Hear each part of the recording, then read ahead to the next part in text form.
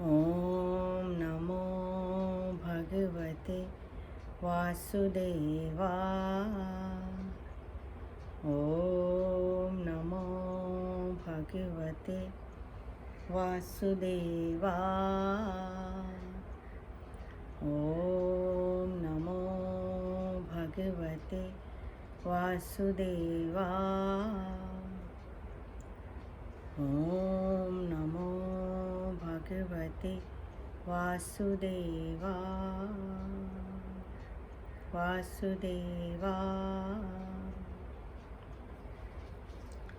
छुपा लो यूं दिल में प्यार मेरा कि जैसे मंदिर में ला दिए की।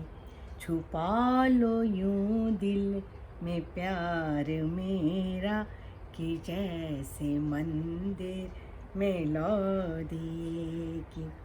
तुम अपने चरणों में रख लो मुझको, तुम्हारे चरणों का फूल हूँ मैं सर झुका के खड़ी हूँ प्रीतम, मैं सर झुका के खड़ी हूँ प्रीतम कि जैसे मंदिर में ला दिए की। छुपा लो यूं दिल में प्यार मेरा कि जैसे मंदिर में ला दिए की। ये सच है जीना था पाप तुम बिन, ये पाप मैंने किया है अब तक, ये पाप मैंने किया है अब तक कि ये पाप मैं।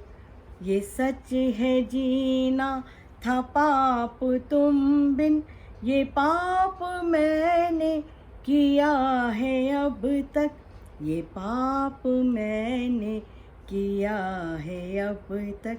मगर है मन में छवि तुम्हारी कि जैसे मंदिर में ला दिए की। छुपा लो यूं दिल में प्यार मेरा कि जैसे मंदिर में ला दिए की। फिराक बिरहा की मत लगाना कि, फिराक बिरहा की मत लगाना कि जल के मैं राख हो चुकी हूँ। फिराक बिरहा की मत लगाना कि जल के मैं राख हो चुकी हूँ।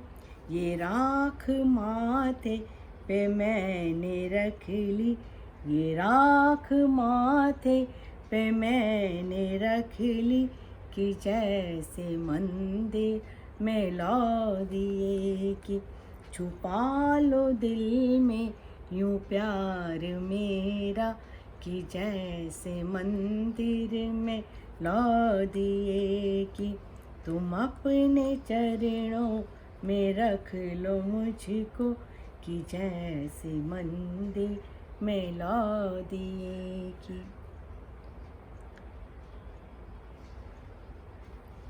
एक साधक अपने परमात्मा को पुकार के बार बार दिल की गहराइयों से यही कह रहा है कि हे प्रभु, छुपा लो दिल में यूँ प्यार मेरा कि जैसे मंदिर में ला दिए की। हे प्रभु, जैसे आपके मंदिर में दीपक जलाया जाता है, दीपक की लौ आपके सामने प्रज्वलित करी जाती है,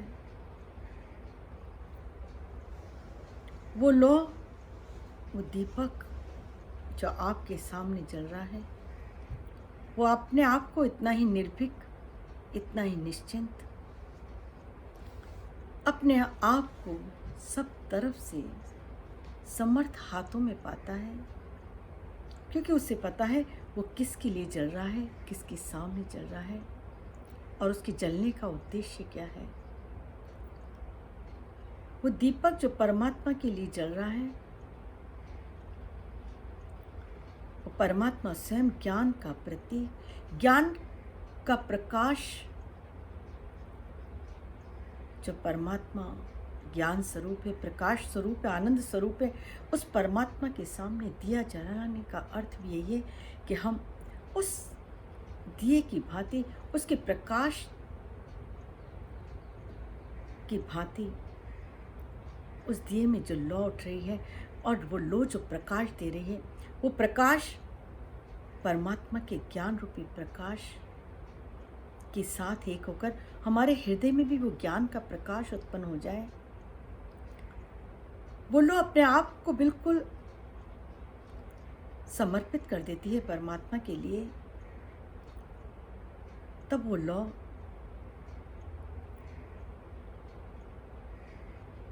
कितना बड़ा उस प्रकाश का कार्य हो जाता है। हम अगर साउथ में जाएं, दक्षिण में हम देखते हैं कि परमात्मा के मंदिर बहुत अंदर की तरफ होते हैं और अंदर परमात्मा की, जहाँ परमात्मा का शिव विग्रह स्थापित किया जाता है, वहाँ पूरा अंधकार होता है, अंधेरा होता है और वहाँ दिए की ही रोशनी होती है। दिए की लौ में परमात्मा को दिखाया जाता है। परमात्मा के दर्शन उस दिए की लौ में ही कराए जाते हैं। तो यहाँ साधक कह रहा है, हे प्रभु, ऐसे ही मुझे अपने संरक्षण में, अपने समर्थ हाथों में, अपने प्रेम के बाहुपाश में मुझे जकड़ के रखना प्रभु। जैसे आपके मंदिर में वो लौ रहती है, आपके मंदिर में वो दीपक रहता है, वो दीपक दोनों का जोड़ने का काम करता है। बाहर से जो श्रद्धालु होते हैं वो बाहर से खड़े होकर उस परमात्मा के दर्शन के लिए व्याकुल रहते हैं, उनकी आंखें परमात्मा के दर्शन को तरसती हैं और वहाँ अंदर परमात्मा भी अपने प्रेमी भक्तों को देखने के लिए तैयार रहते हैं।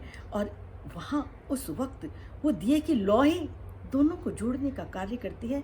वहाँ परमात्मा के शिव विग्रह पर वो प्रकाश डालती है और इधर उनके शिव विग्रह को देखने के लिए व्याकुल श्रद्धालु वो बाहर से परमात्मा के प्रकाश को देखकर परमात्मा की उस दिए के प्रकाश में परमात्मा को निहारते हैं और उधर परमात्मा अपनी तेजोमय प्रकाश से भक्त को निहारते हैं। तो ऐसा दिए का प्रकाश, ऐसी लौ साधक परमात्मा से कह रहा है कि मुझे वही लौ बना देना जो आपके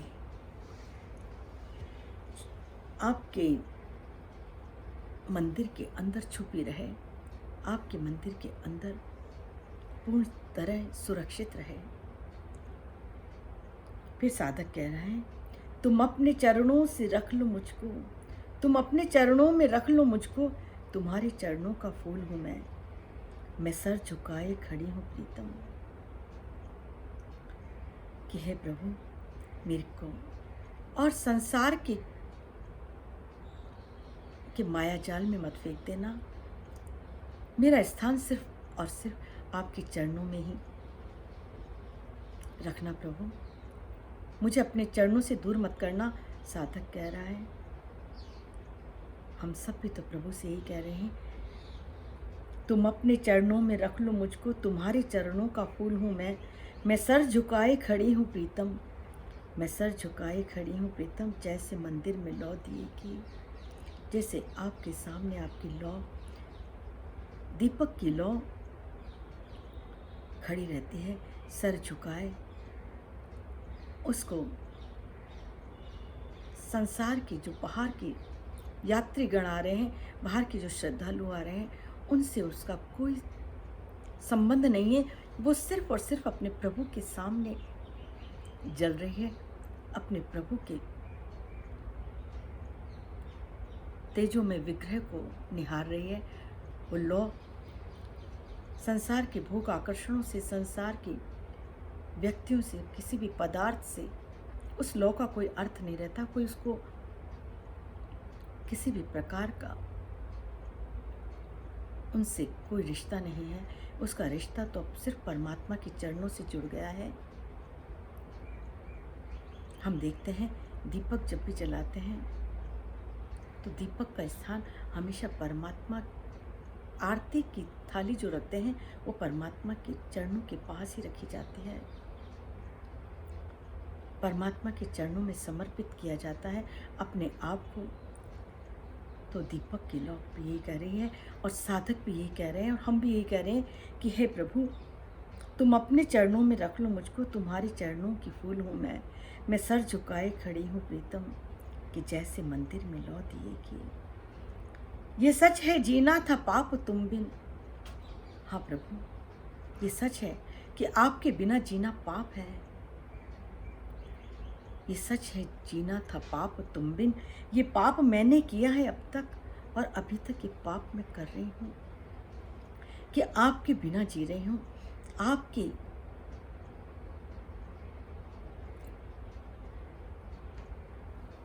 सब कुछ आपने योग्यताएं दी हैं, सब कुछ आपने अधिकार दे दिया है, सब कुछ आपने खुले में हमें प्रदान कर दिया है। अपने तक आने की, अपने को प्राप्त करने का सब कुछ साधन, सब कुछ तो आपने दे रखा है, लेकिन फिर भी मैं अभी तक आपसे नहीं मिली हूँ। मैंने अभी तक आपको नहीं जाना है, अभी तक आपको नहीं पहचाना, तो यही तो पाप मैंने किया है और ये पाप अभी तक मैं कर रही हूँ प्रभु। ये सच है कि जीना था पाप तुम बिन। क्या पाप है? अपने आप को देह मानना, अपने आप को शरीर मानना, अपने आप को परमात्मा से पृथक मानना। परमात्मा हमारे कण कण में, हमारे रोम रोम में परमात्मा विद्यमान है, फिर भी हमने उस परमात्मा से अभी तक मुलाकात नहीं करी, अभी तक अपने अस्तित्व को उस परमात्मा से अलग माना है, अपनी एक अलग पहचान बना रखी है, अपनी एक अलग आइडेंटिटी कर रखी है। यही तो बहुत बड़ा पाप करते आए हैं न जाने कितने जन्मों से, और यही पाप अभी तक हम किए जा रहे हैं प्रभु। ये सच है जीना था पाप तुम बिन, ये पाप मैंने किया है अब तक, मगर है मन में छवि तुम्हारी।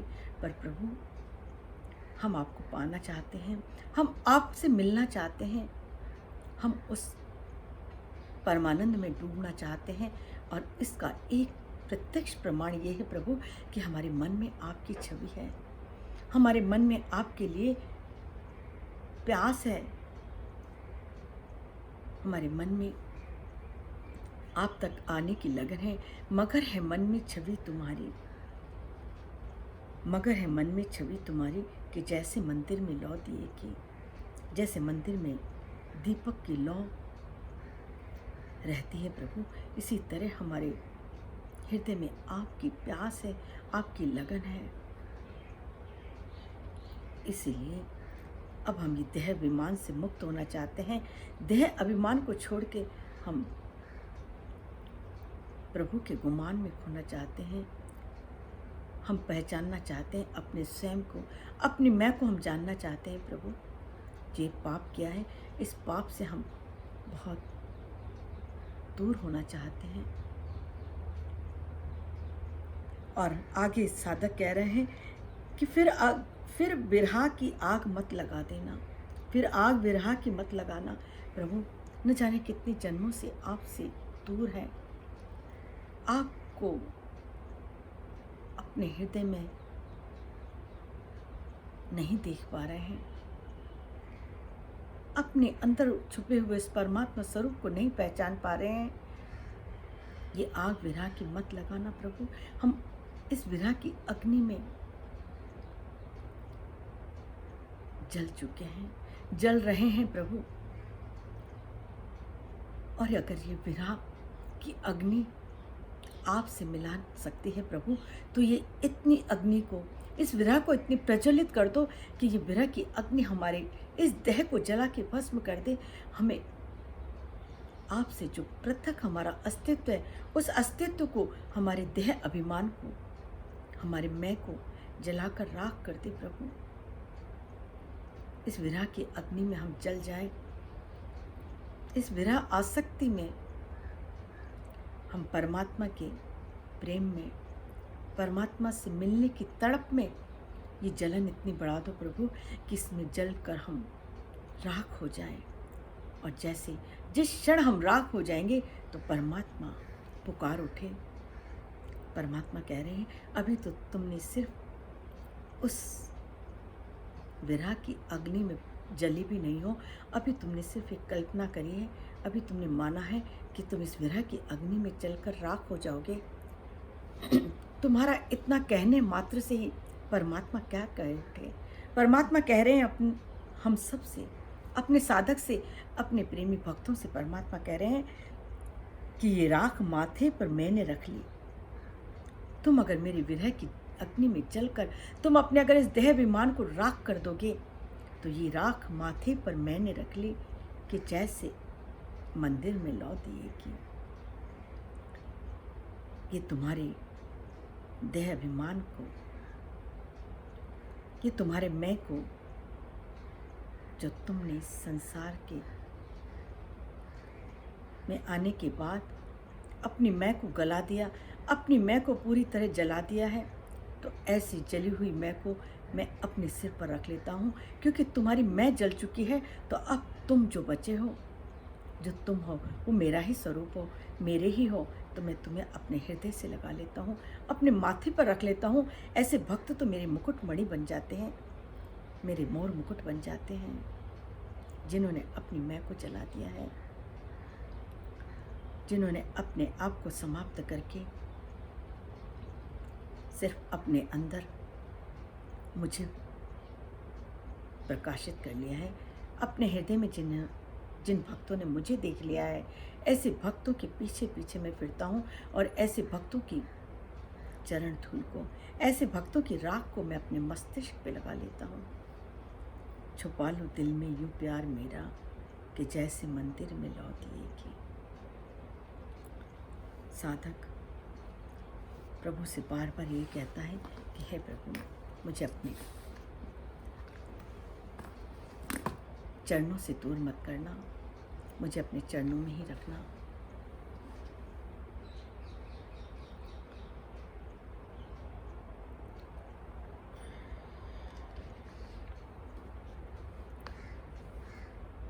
प्रभु कह रहे हैं मैं कब तुम्हें अपने से दूर करना चाहता हूँ, मैं कब चाहता हूँ कि तुम मुझसे पृथक रहो, मुझसे दूर हो। मैं तो नहीं चाहता,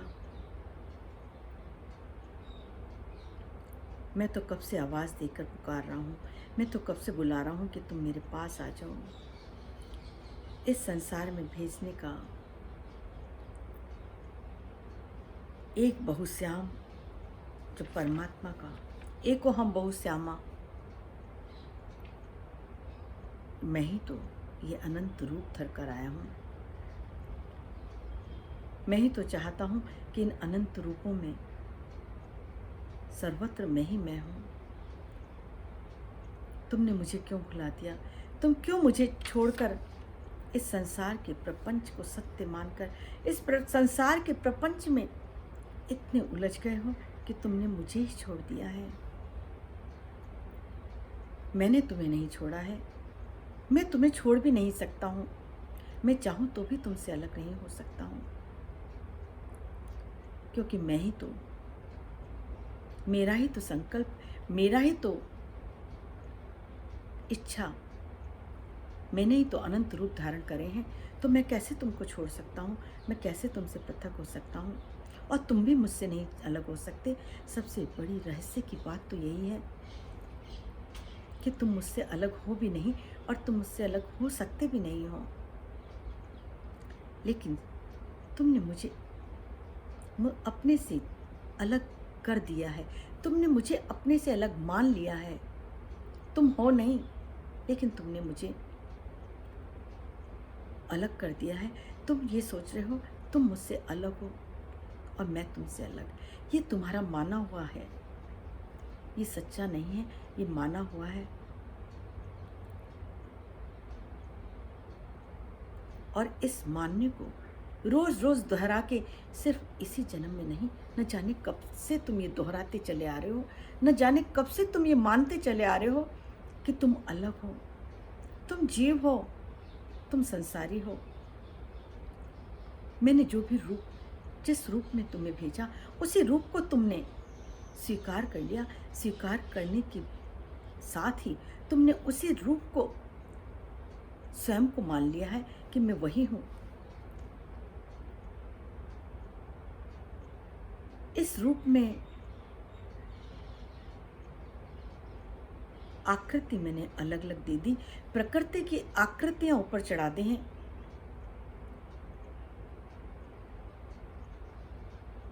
यहाँ संसार में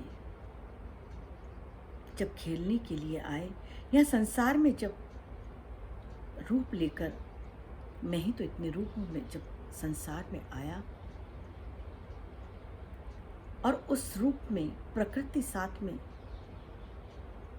प्रकट हुई, उस प्रकृति के साथ खेलने के लिए, उस प्रकृति के साथ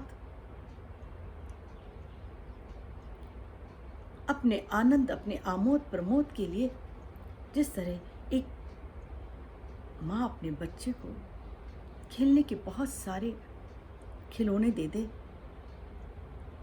कि इन सब खिलौने से तुम खेलो, और खेलने के लिए दिए हैं ताकि तुम्हारे शरीर में ऊर्जा बने, तुम्हारा रक्त का प्रवाह अच्छा हो, तुम्हें खुशी मिले, तुम्हें आनंद मिले, तुम्हारा ब्लड सर्कुलेशन बढ़े, तुम्हारी ताकत बढ़े, तुम्हारी मस्ती बढ़े।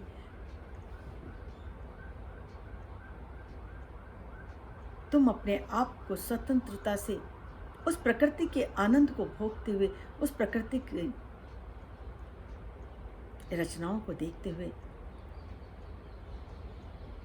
तुम मस्त रह सको, तुम व्यस्त रह सको, तुम आनंद में रह सको।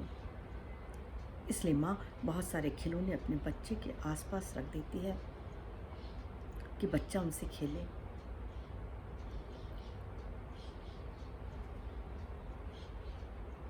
लेकिन अगर बच्चा उन खिलौनों से खेलने में इतना ज़्यादा तल्लीन हो जाए, इतना ज़्यादा उन खिलौने में खो जाए कि माँ आवाज़ देती रहे, माँ बुलाती रहे, और वो बच्चा कहने लग जाए, नहीं नहीं तुम मेरी माँ नहीं हो, मैं तुम्हें जानता तक नहीं हूँ, और उन खिलौने में ही पूरी तरह से खो जाए,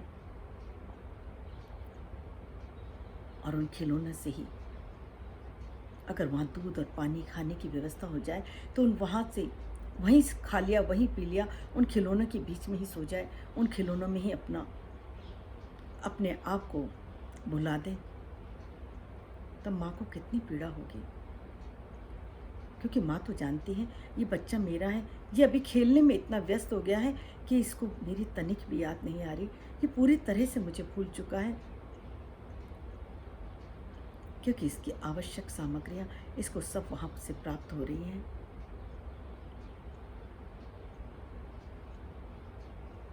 अपने मनोरंजन में ये सब कुछ भूल चुका है, पर माँ नहीं भूली है। माँ जानती है कि बच्चा मेरा है, और बच्चा एक खिलौने के बाद दूसरा, दूसरे से तीसरा, तीसरे से चौथा, और खिलौने लेते लेते इतना दूर निकल जाए कि उन खिलौनों से ही खेलता रहे, आजीवन पर्यंत उन खिलौनों में ही भटका रहे, तो माँ को भूल ही जाएगा। माँ की याद ही कहाँ रहेगी, माँ की शक्ल तक भी उसे ध्यान न रहेगी, और तब उसको माँ को पहचानना बहुत मुश्किल हो जाएगा। और अगर वो बच्चा कहीं ठोकर खाकर गिर जाए, उसको चोट लग जाए, तब माँ को कितनी पीड़ा होती है। माँ दौड़कर उस बच्चे को गले से लगाने के लिए तैयार रहती है, पर बच्चा माँ को पुकारे तो सही, बच्चा माँ के गले से लगने के लिए तैयार तो हो जाए, बच्चा पहचान तो ले कि कौन मेरी माँ है।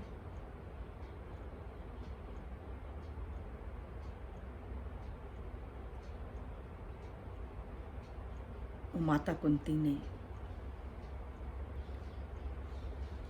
श्री कृष्ण से कहा, हे कृष्ण, ये पांचों पांडव तुम्हारे भाई हैं,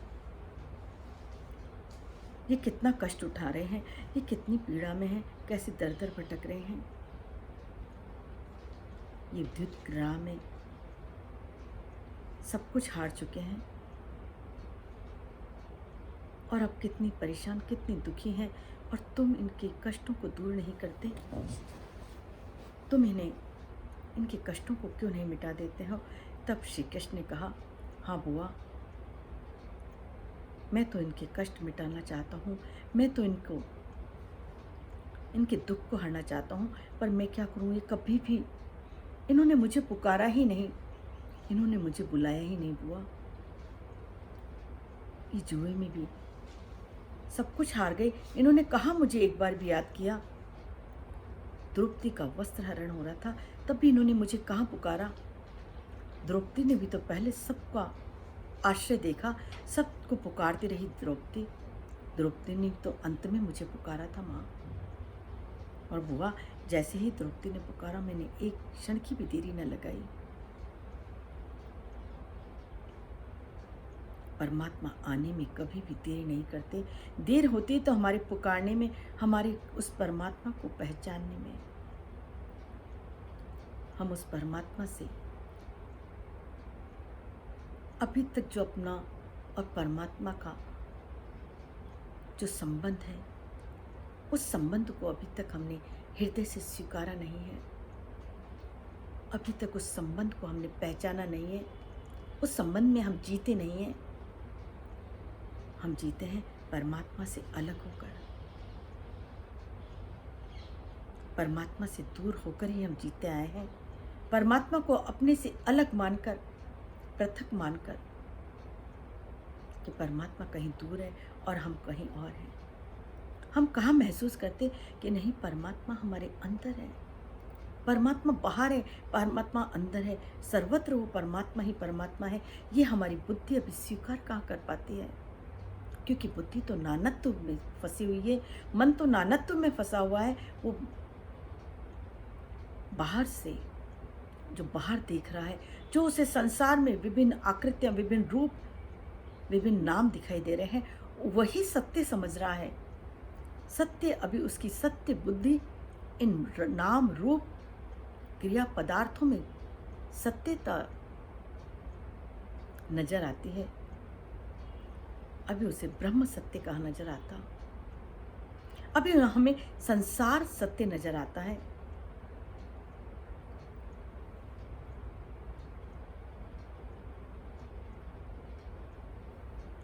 जैसे जैसे परमात्मा की भक्ति में हम आगे बढ़ते चले जाएंगे, जैसे जैसे वो अंधकार, अज्ञान, तमस हमारे जीवन से दूर होता चला जाएगा, हमारी बुद्धि, हमारे अंतःकरण शुद्ध होते चले जाएंगे। ये परमात्मा का ज्ञान उस शेरनी के दूध की तरह है जो स्वर्ण के बर्तन में ही रुकता है। तभी तो नारद मुनि कहते, प्रकाशते क्वापि पात्रे। ये परमात्मा का ज्ञान, ये परमात्मा का प्रेम हर एक मनुष्य में टिक नहीं सकता है, तो हर एक के अंदर परमात्मा सर्वत्र है। परमात्मा प्रत्येक मनुष्य, प्रत्येक प्राणी मात्र में है, लेकिन उसका अनुभव नहीं हो पाता। अनुभव करने के लिए शुद्ध अंतःकरण चाहिए, शुद्ध ज्ञान, शुद्ध मति चाहिए। शुद्ध ज्ञान, परमात्मा शुद्ध, विशुद्ध, परम शुद्ध है। उस परम शुद्ध परमात्मा को पहचानने के लिए, उस परम शुद्ध ज्ञान को हमारे हृदय में टिकने के लिए, उस परम शुद्ध ज्ञान को टिकाना, पचाना और बढ़ाना, ये तीनों के लिए जो योग्यता चाहिए, जो पात्रता चाहिए, उस पात्रता के लिए अति आवश्यक है ये सत्संग। जब तक हमारी पात्रता नहीं होगी, तब तक परमात्मा का ज्ञान हम आज से नहीं, पैदा होने के जैसे ही हम बड़े हुए, हमारी सुनने की शक्ति जब आई तब से ही, क्योंकि हम भारत देश में जन्मे हैं, हमारे ऐसे परिवार में जन्म हुआ है जहाँ हम बचपन से ही ये सुनते हुए आए हैं कि जो आत्मा है वही परमात्मा है। आत्मा कभी मरती नहीं, आत्मा सर्वत्र है, कण कण में परमात्मा समाया हुआ है। हमारे गीत भी इसी तरह के, हमारे गाने भी इसी तरह के हैं, हमारे यहाँ जो फिल्में बनाई जाती हैं वो भी उसी पे बनाई जाती हैं। हमारे शास्त्र, हमारे यहाँ एक अज्ञानी से अज्ञानी, मूढ़ से मूढ़ व्यक्ति जब किसी की मृत्यु होती है तो बिल्कुल निपट गंवार निराले व्यक्ति के मुंह से भी यही सुनते आते हैं हम, वो भी यही कह देता है, अरे मत रहो, आत्मा थोड़ी ना मरती है। अरे साहब, जो आत्मा है वही परमात्मा है। जब हमारी मृत्यु होती है तब भी राम नाम सत्य है। तब भी वो कहता है, संसार सत्य है नहीं बोलते, संसार सच्चा है नहीं कहते, तब भी कहते हैं राम नाम सत्य है। तो हम ऐसे आध्यात्मिक देश में हमारा जन्म हुआ है, जिस आध्यात्मिक देश में हर बच्चे के मुंह से अध्यात्म ज्ञान सुन सकते हैं, लेकिन ज्ञान बोल देना, ज्ञान सुन लेना और ज्ञान हृदय में प्रकट हो जाना और ज्ञान हृदय में टिक जाना, उस ज्ञान की अवस्था में टिकना, उसके लिए ही हमें योग्यता चाहिए, उसके लिए हमारे पात्रता होनी चाहिए, हमारे हृदय की, हमारे अंतःकरण की पात्रता। ये ज्ञान कानों में नहीं टिकता। कान तो सुन के उस ज्ञान को अंदर पहुंचा देते हैं। ये ज्ञान की जो टिकने की जो शरीर है, वो सूक्ष्म शरीर, मन बुद्धि चित्त अहंकार जिससे मिलकर सूक्ष्म शरीर बना हुआ है, ये ज्ञान उस सूक्ष्म शरीर में जाता है। और सूक्ष्म शरीर, अगर आपका मन संसार की कामनाओं से, संसार के विषय भोग विलासों से भरा हुआ नहीं है, तो ज्ञान मन में जाएगा और मन खाली होगा तो इस ज्ञान को अपने अंदर प्रवेश करने देगा और फिर ये ज्ञान मन के बाद धीरे धीरे सूक्ष्म से सूक्ष्मतर होता हुआ मन के बाद इसकी पहुंच बुद्धि तक होती है। बुद्धि के बाद ये चित्त में जो हमारे पूर्व के संस्कार भरे पड़े हैं, उन पूर्व के संस्कारों को ये ज्ञान जला देता है। इस ज्ञानाग्नि में सारे के सारे संचित कर्म, हमारे प्रारब्ध कर्म, ये सब जलने लगते हैं और फिर ये परमात्मा का ज्ञान, ये परमात्मा का प्रेम, चाहे प्रेम कहो, चाहे ज्ञान कहो, चाहे निष्काम कर्म कहो, लेकिन तीनों का परिणाम एक ही है। तीनों का परिणाम परमात्मा का शुद्ध ज्ञान, परमात्मा का शुद्ध प्रेम, परमात्मा का योग प्रकट होता है और वो योग हमारी बुद्धि में से हमारे चित्त के संस्कारों को समाप्त करता हुआ हमारे विज्ञान में कोश में प्रवेश कर जाता है, जहाँ हमारा मैं स्फुरित होता है और उस मैं का रूपांतरण शुरू होता है। उस मैं का रूपांतरण, वो जो मैं अभी इस शरीर को लेकर मैं पैदा हो रही है, वो शरीर की मैं पैदा नहीं होती, वो हमारी मैं परमात्मा की मैं में मिल जाती है। और तब वो ज्ञान का प्रकाश, तब उसकी ध्यान उसे करना नहीं पड़ता, ज्ञान उसे सुनना नहीं पड़ता,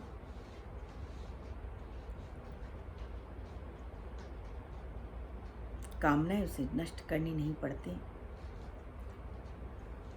मन उसे एकाग्र करना नहीं पड़ता। तब ये सब फिर धीरे धीरे स्वतः ही होने लग जाता है।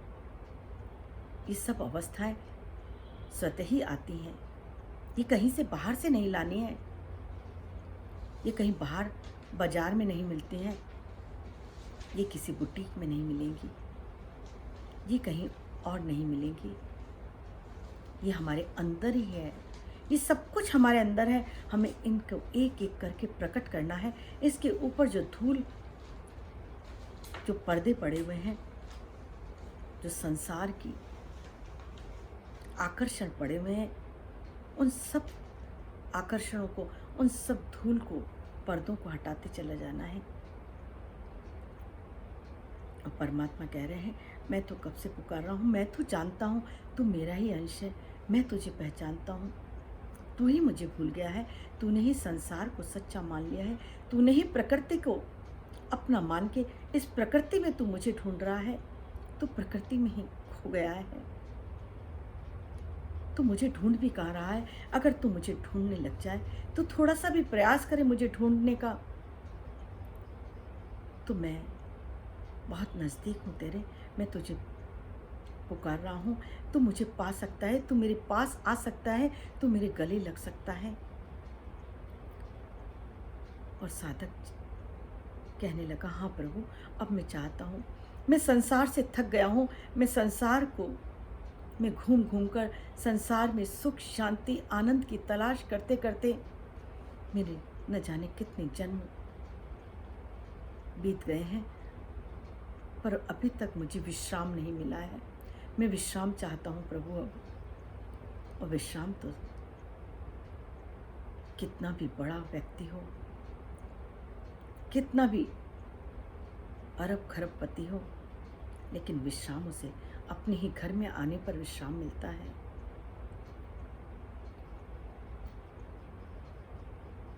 कितनी भी बच्चे को खिलाने वाली नौकर चाकर हों, लेकिन बच्चे को माँ की गोद में आके ही पूरा विश्राम मिलता है, पूरी प्रसन्नता मिलती है। ठीक इसी तरह से हम भी न जाने कब से परमात्मा से दूर हैं, कब से इस संसार में भटक रहे हैं। हमारी भी विश्राम स्थली परमात्मा ही है। परमात्मा की गोद ही हमारी विश्राम स्थली है। हमारा घर परमात्मा का हृदय ही हमारा घर है। परमात्मा की गोद ही हमारी विश्राम, हमारे सोने का स्थान परमात्मा का गोद है। हमारा रहने का स्थान परमात्मा का हृदय है।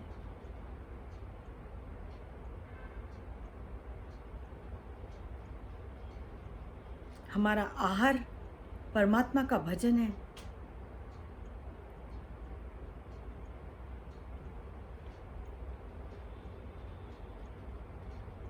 हमारा पीना जल परमात्मा का नाम हमारा जल है। परमात्मा के गीत, परमात्मा की लीलाएं सुनना, परमात्मा के भजन गाना,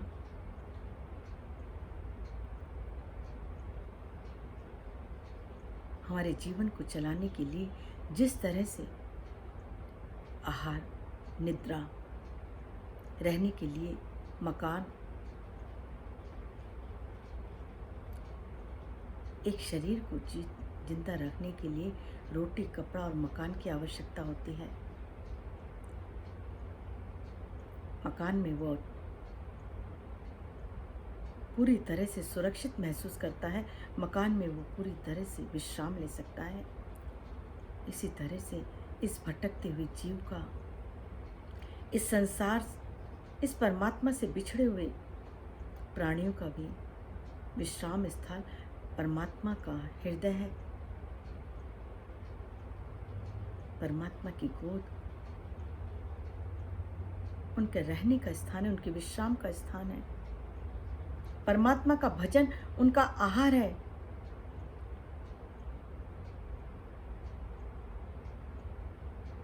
और परमात्मा के धामों में जाना, परमात्मा के तीर्थों में रहना, वो हमारा वस्त्र है।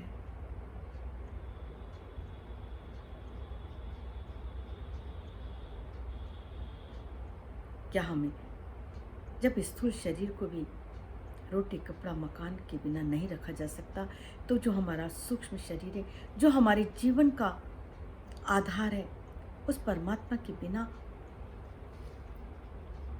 कोई भी इंसान किस तरह से प्रसन्न रह सकता है, किस तरह से निश्चिंत रह सकता है, निर्भय रह सकता है? नहीं, उसके जीवन से भय कभी नहीं जाएगा, उसके जीवन से कामनाएं कभी नहीं जाएंगी।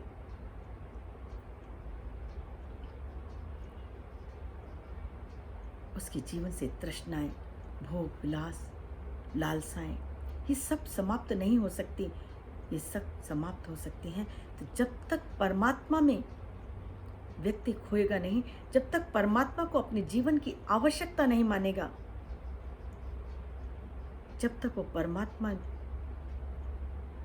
के लिए समय नहीं निकालेगा, अपने जीवन का समय जो वो संसार में दे रहा है, जब तक वो समय संसार से हटाकर परमात्मा के लिए नहीं करेगा, तब तक उसके जीवन में सुख, शांति, आनंद, विश्राम ये कदापि नहीं आ सकते। इसलिए साधक परमात्मा को पुकार रहा है और कह रहा है कि प्रभु अब मुझे विश्राम चाहिए, अब मुझे आपके चरणों में रहना है, अब मुझे और नहीं भटकना चाहता। और प्रभु भी कह रहे हैं कि मैं भी यही चाहता हूँ, मैं तो जन्मों से तुझे पुकार रहा हूँ, मैं यही कह रहा हूँ कि तू आ जा और मेरे गले से लग जा। मेरे और तेरे बीच में अगर कोई है तो ये तेरे अंदर बैठी हुई कामनाएं, ये तेरी बहिर्मुखी प्रवृत्ति, तू जो संसार में सुख चैन ढूंढ रहा है, जो तू संसार को अपना मान रहा है, संसार को सत्य मान रहा है, ये तेरी बहिर्मुखी प्रवृत्ति ही तुझे अंदर की तरफ नहीं आने दे रही, तुझे और मेरे बीच में पर्दा लगाए हुई है। ये तेरा ठीक ढंग से आहार नहीं करना, ये अति आहार भी एक तेरे और मेरे बीच की दूरी बढ़ाता है। तेरी अति निद्रा, तो अपना समय तो देख तो सही, कहाँ व्यर्थ में गंवा रहा है। अति निद्रा करना, अति आहार करना, अति बातचीत करना, अति संसार के भोग विलासों में लिप्त रहना, हल्के लोगों के बीच में रहना, संसार के लोगों जिन्हें परमात्मा से कोई मतलब नहीं है, ऐसे लोगों के बीच में अपना समय को व्यर्थ में गंवा देना, ये और तेरे और मेरे बीच के दूरी बढ़ा रहे हैं। अगर तुम तेरे नियम में जो तू आलस्य करता है, प्रमाद करता है, तू जो अपनी दिनचर्या को अव्यवस्थित कर देता है, तू जो अपने घंटे घंटे न जाने कितने घंटों तक संसार में मग्न हो जाता है, ये सब तेरे और मेरे बीच की दूरी बढ़ा देते हैं। बस अगर तू मेरे पास आना चाहता है तो तू अपने संग पर ध्यान दे। तेरा संग किन लोगों से है, तो किन लोगों से संबंध रख रहा है, वो लोग क्या मेरी चर्चा करते हैं, वो लोग क्या तुझे मेरे रास्ते पर चलने के लिए सहायक हो रहे हैं। तू क्या तेरे मन के विचारों को, तेरे प्राणों को संयमित करने के लिए क्या तू प्राणायाम रोज कर रहा है?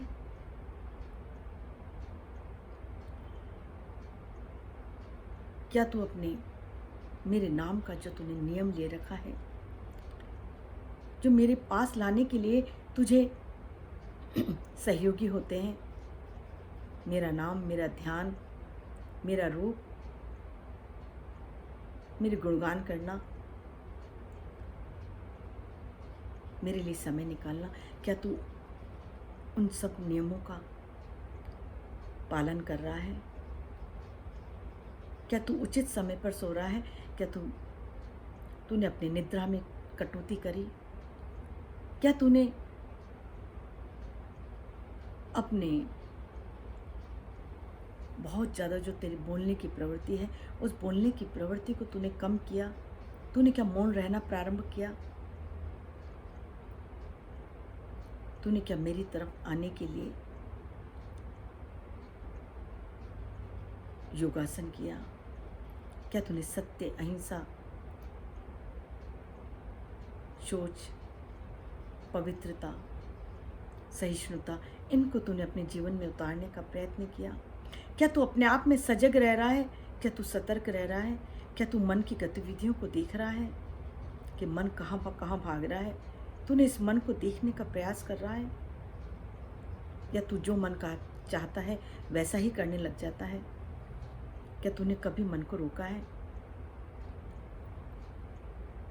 क्या तूने अपनी जिह्वा को इतना नाम जपने का अभ्यास करा दिया है कि तेरी जिह्वा बिना नाम रटे नहीं रह पा रही है? क्या तूने अपने मन को इतना परमात्मा के नाम का अभ्यास कराया है कि मन तेरा परमात्मा के नाम के बिना चैन से नहीं बैठ पा रहा?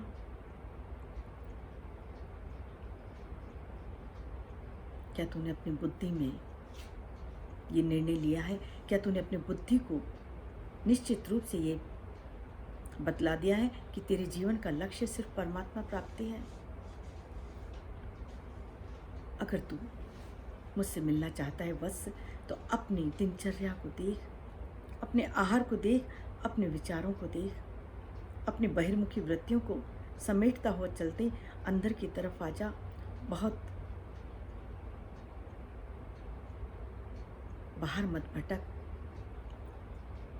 बहुत क्रियाएं मत कर, बहुत विचारों को छूट मत दे, बहुत विचारों में मत खो।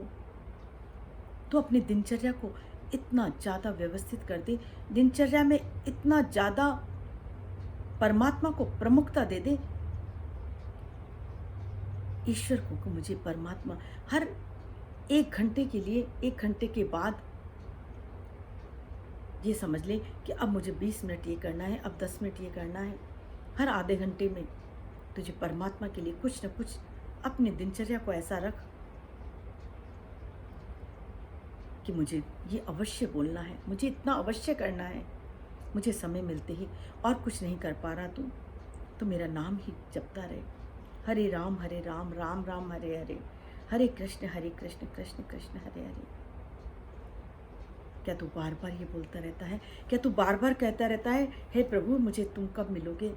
हे प्रभु मैं आपको भूल तो नहीं रहा हूँ, हे प्रभु मैं आपको चाहता हूँ, प्रभु आप मेरे हो, मैं आपका हूँ।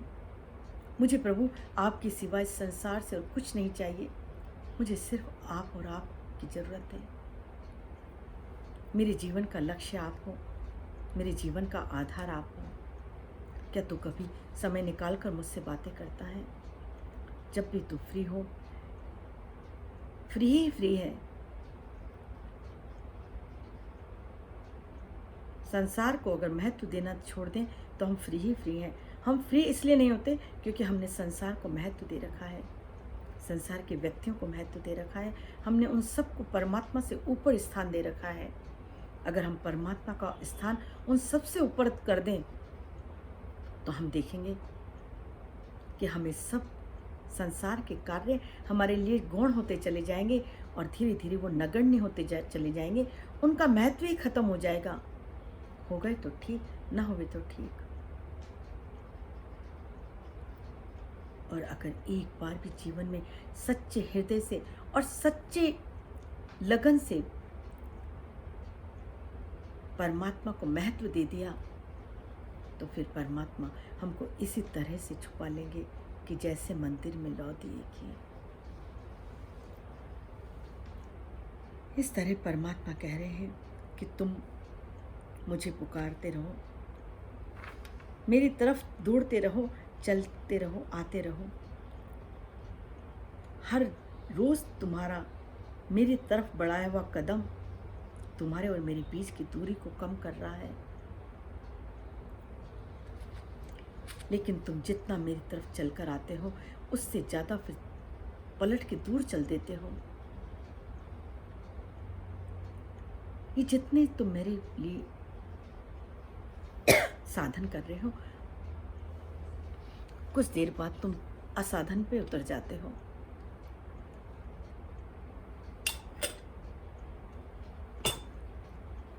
ये असाधन करना, ये परमात्मा से पलट के वापस दूर चले जाना, यही हमें रोकना है। चल तो हम रहे हैं परमात्मा की तरफ, लेकिन चलते चलते जितना आगे चलते हैं उतना ही हम पीछे की तरफ भी दौड़ जाते हैं। हम इसलिए जितना आगे चलना आवश्यक है उतना ही पीछे न चलें, वो भी बहुत आवश्यक है। इसलिए बहुत ध्यान रखें कि हमारे मुंह से व्यर्थ में संसार की चर्चा न निकले, संसार की बातों में कोई रुचि न लें। घर के लोग बहुत संसार की बातें सुनाएं, उस वक्त हृदय में तेज तेज अगर हम उनसे मना नहीं कर सकते कि संसार की चर्चा मत करो हमसे, संसार की बातें हमें ज़्यादा मत सुनाओ, तो कम से कम इतना तो कर सकते हैं कि अपने मन में उस परमात्मा को तेज तेज पुकारने लग जाएं।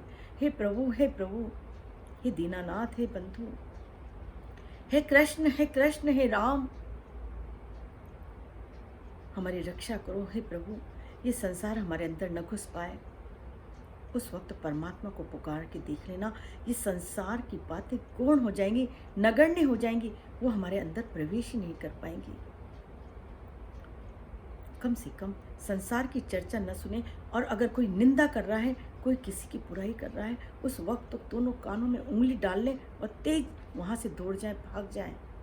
नहीं, हमसे किसी के और के विषय में एक शब्द भी मत बोलो, क्योंकि निंदा ये बहुत बड़ा परमात्मा की और हमारे बीच में खाई पैदा कर देता है।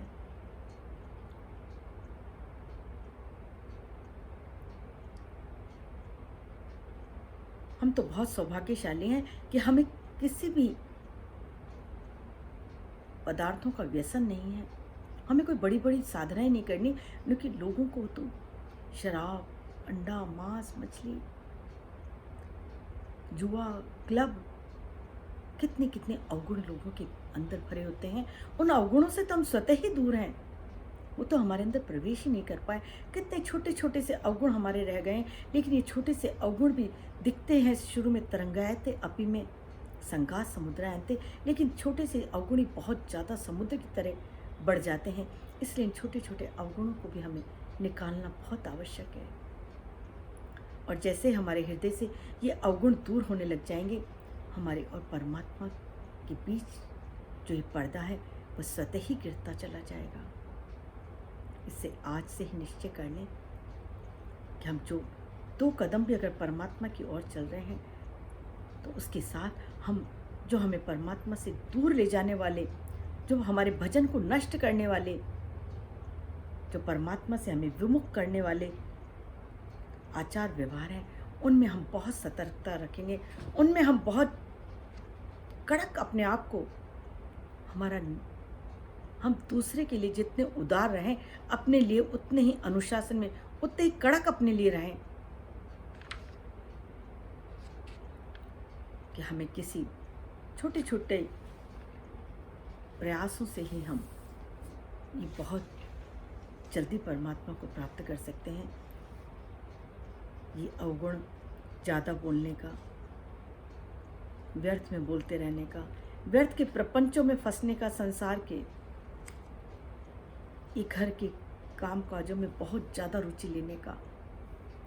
कहते हैं ना, नारायण प्रभु मिलन में ये 5 न सुहात। नारायण प्रभु मिलन में ये 5 न सुहात। अगर तुम्हारे प्रभु को मिलने की तुम्हें प्यास है, तो तुम्हें ये 5 चीज़ें सुहानी नहीं चाहिए। ये 5 तुम्हारे जीवन से दूर हो जानी चाहिए। नारायण प्रभु मिलन में ये 5 न सुहात। निद्रा, हंसी, आलस्य। निद्रा कि बहुत कब सो रहे हैं, कितना सोए जा रहे हैं, पता ही नहीं लगता। हंसी, संसार के लोगों के बीच में बैठे हुए हैं तो कितने ही घंटों निकल गए, किसी से कोई भी चर्चा कर रहे हैं, कुछ भी बातें करे जा रहे हैं। निद्रा, हंसी, आलस्य।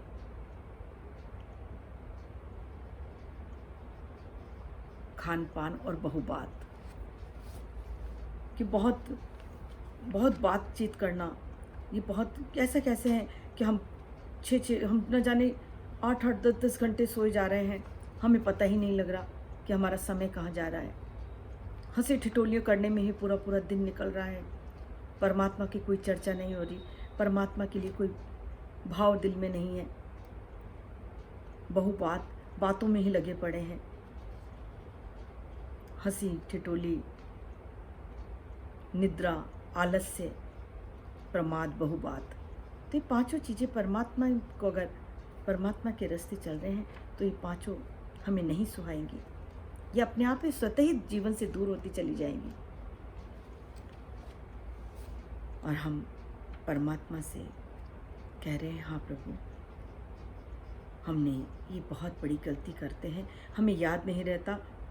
हमारी हृदय की पुकार तो है, हम तुम्हें चाहते तो हैं, तुमसे मिलना तो चाहते हैं, लेकिन अनजाने में ही हमसे कुछ ऐसे अपराध हो जाते हैं। इन अपराधों के प्रति अब हम और सतर्क रहेंगे प्रभु। हम और ज़्यादा अपने आप को अनुशासन में रखेंगे और ज़्यादा अपने समय का ध्यान रखेंगे। फिर तो आप मिल जाओगे ना। और प्रभु हंस रहे हैं, मुस्कुरा के कह रहे हैं, हाँ ज़रूर मिलूँगा, अवश्य मिलूँगा। और हम अब आगे चलते हैं हमारे भक्त माल के भक्तों के चरित्र में।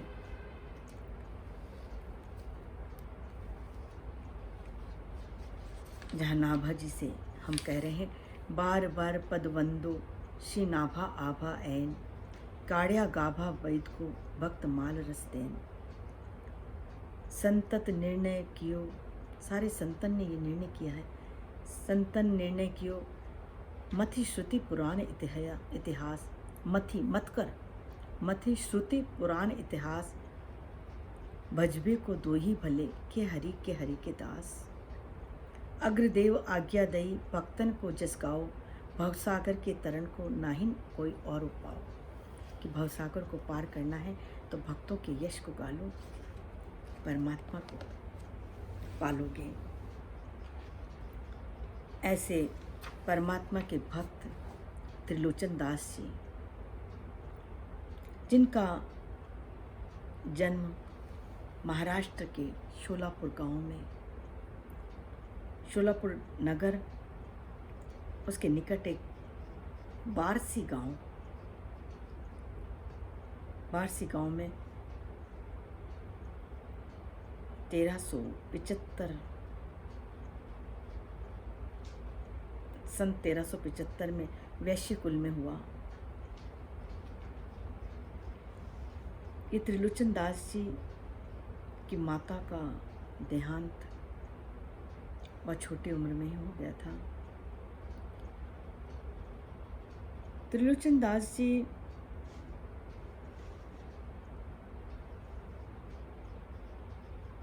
जैसे जैसे बड़े होते गए, बहुत अच्छे परिवार के थे, बहुत किसी तरह की घर में कठिनाई नहीं थी, बहुत संपन्न परिवार, धार्मिक परिवार। और इन्होंने जीवन में एक ही अपने जीवन का ध्येय बना रखा था कि कोई भी मेरे घर पर अतिथि आएगा, मैं उसका स्वागत सत्कार, और अगर परमात्मा का कोई प्रेमी भक्त आ गया जो परमात्मा के गुण की लीला कथाओं का वाचन करे या मुझे परमात्मा की बातें सुनाए, तो उनकी सेवा करने में इन्हें बहुत आनंद आता था। इनका विवाह एक भक्तिमती स्त्री से हुआ, और वो भी बहुत इनके मन के अनुकूल थी। वो भी अपने पति के साथ अतिथियों की सेवा करने में बहुत रुचि रखती थी। दोनों मिलकर जब भी संत सेवा का धीरे धीरे अतिथि के बाद कभी कोई संत आए, कभी कोई परमात्मा के प्रेमी भक्त आए, कभी कोई साधु आए, उनकी सेवा में इन्हें बहुत आनंद आता, उनकी सेवा करते। भजनानंदी थे, परमात्मा का भजन भी करते, और साथ में जो संत घर पे पधारते उनकी सेवा करते। एक बार त्रिलोचन दास जी पंढरपुर गए। पंढरपुर में उन्होंने सुना कि यहाँ नामदेव नाम के बहुत बड़े संत रहते हैं। इनका प्रेमी स्वभाव था, संतों से मिलना इनको पसंद ही था। सोचा जब मैं पंढरपुर आया हूँ तो क्यों न संत नामदेव के दर्शन करता हुआ चलूँ, संत नामदेव से मिलने चलूँ। और वो नामदेव जी के पास गए। जब वो नामदेव जी के घर पहुँचे तब देखा कि नामदेव जी कपड़े छींटते थे, कपड़े पे रंग चढ़ाते थे। रंग चढ़ाने से पहले जो कपड़ों पर धुलाई करी जाती है, कपड़ों पर उस रंग का छींटा लगाया जाता है, वो कार्य नामदेव जी कर रहे थे। तो नामदेव जी इतने कपड़े पर जो रंग में डुबो रहे थे, कपड़े को इतना मगन होकर कपड़े में लगे हुए थे कि उनका ध्यान ही नहीं कि कब ये त्रिलोचन दास जी आ गए। और त्रिलोचन दास जी आकर बैठ भी गए उनके पास। पर नामदेव जी अपने काम में इतने मशगूल थे कि उन्हें तनिक भी आभास नहीं हुआ कि कब त्रिलोचन दास जी आए हैं। त्रिलोचन दास जी को ये अच्छा नहीं लगा और उन्होंने व्यंग्य किया नामा जी के ऊपर, नामदेव जी के ऊपर, नामा माया मोहियो कहे त्रिलोचन मीत। नामा माया मोहियो कहे त्रिलोचन मीत। काहे कपड़े छाटियो राम न लावे चित। त्रिलोचन जी ने बोला कि अरे नामा, नामा माया मोहियो में तो सोचा था बहुत बड़े संत हैं, पर यहाँ तो देख रहा हूँ कि आपको तो पूरी तरह माया में आप मोहित हैं। नामा माया मोहियो कहे त्रिलोचन मीत। मैं आपसे कह रहा हूँ कि आप क्या इतनी माया में खो गए हैं। काहे कपड़ा छाटियो, आप तो कपड़े छाटने में ही मग्न हो रहे हैं। राम न लावे चित्त, मुझे तो नहीं दिख रहा कि जरा सा भी आपके मन में राम के प्रति लगाव है। पंडरनाथ के पांडुरंग के प्रति आपका कोई प्रेम नहीं दिख रहा। मुझे तो पूरा का पूरा ऐसा लग रहा है कि आप काम में इतने ज़्यादा व्यस्त हो रहे हैं। नामदेव की एकदम समाधि टूट गई और उन्होंने कहा अरे ये कोई बहुत बड़े वैष्णव आए हैं। उन्होंने कहा मुझे क्षमा करें, मैं काम में व्यस्त था तो मैं आपको नहीं देख पाया, पर आपने कुछ कहा, आप दोबारा कहिए आपने क्या कहा। तब उन्होंने कहा, दोबारा उन्होंने सुना दिया वो का वही कि नामा माया मोहियो कहे त्रिलोचन मीत। काहे कपड़ा छाटियो राम न लावे चित्त।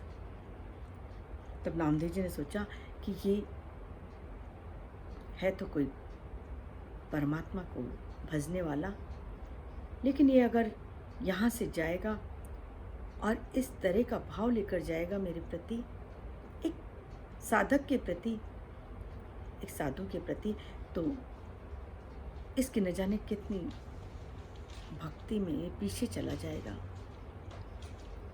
हमें कोई अधिकार नहीं है कि हम किसी को भी अच्छे बुरे का निर्णय दें।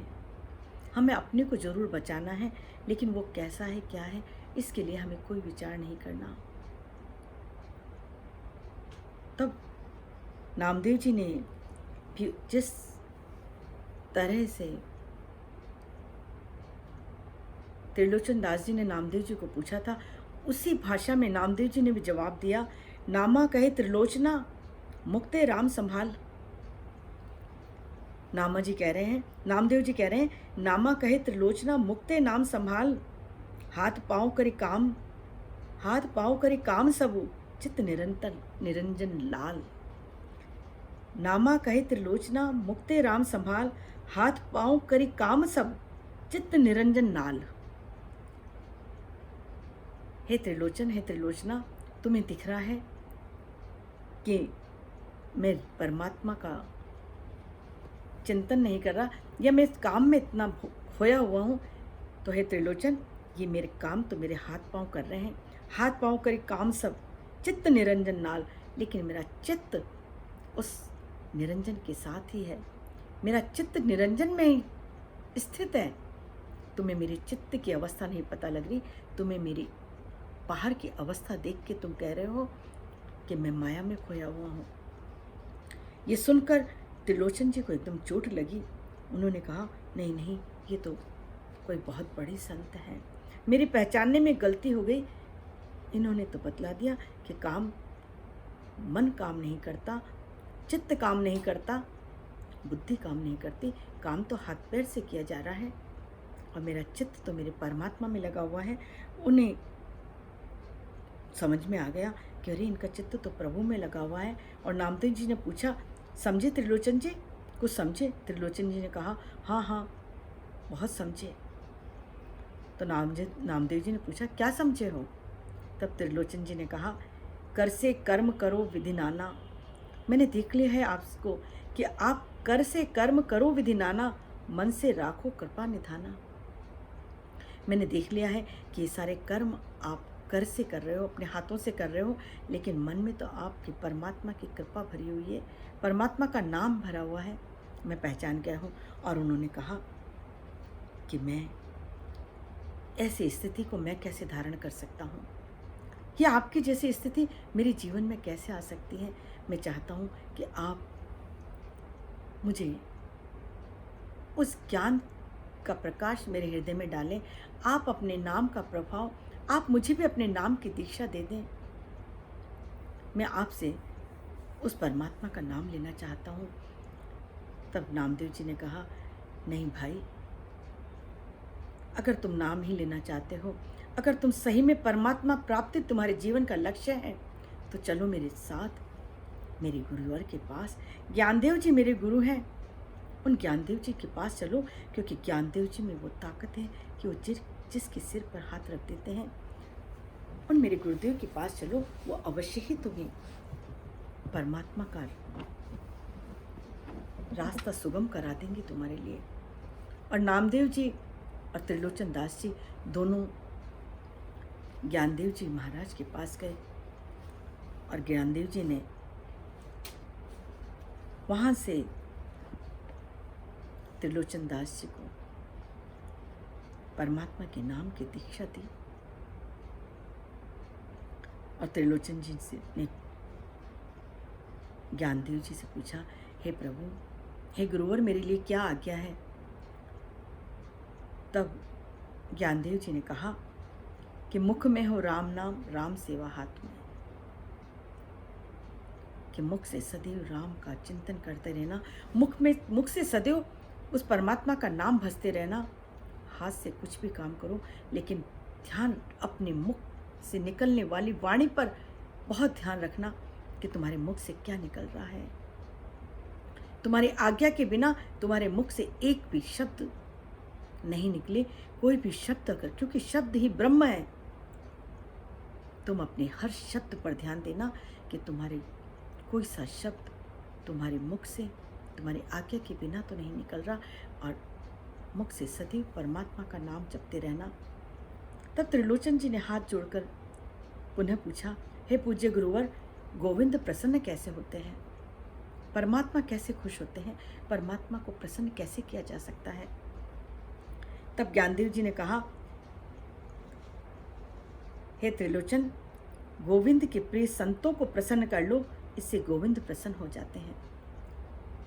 परमात्मा को अगर प्रसन्न करना है तो परमात्मा के प्रेमी भक्तों को प्रसन्न कर लो, परमात्मा के गीत गाने वालों को प्रसन्न कर लो, परमात्मा के चाहने वालों की सेवा कर लो, तो परमात्मा बहुत जल्दी रीझ जाते हैं।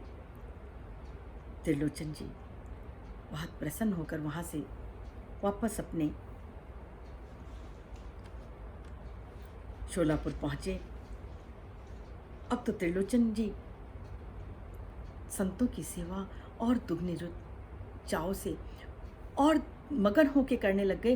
पहले भी संतों की सेवा करते थे, लेकिन पहले एक कर्तव्य भाव था, पहले ये भाव था कि मुझे पुण्य मिल रहे हैं, पुण्य प्रताप, मेरे पुण्य पुंज इकट्ठे हो रहे हैं, पुण्य का भाव लेकर, कर्तव्य भाव लेकर संतों की सेवा करते थे।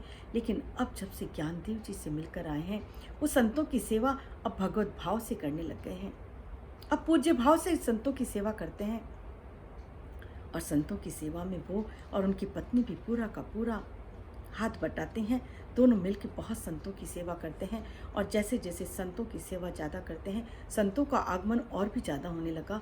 और उनके मन में हमेशा एक ही बात, क्योंकि उनके पास रुपए पैसे धन धान्य की कोई कमी न थी, वो संतों की बहुत सेवा करते थे, लेकिन हमेशा एक बात रहती कि मैं संतों की उतनी सेवा नहीं कर पा रहा जितनी सेवा मुझे करनी चाहिए। और कहते, हे प्रभु, परमात्मा के पास जाके परमात्मा से कहने लगे, हे प्रभु, मुझे संतों की सेवा करने में आनंद तो बहुत आता है, लेकिन मैं संतों की सेवा नहीं कर पा रहा हूँ, मैं जितनी चाहता हूँ उतनी सेवा नहीं कर पाता, मुझे एक सेवक आप नहीं दे सकते क्या?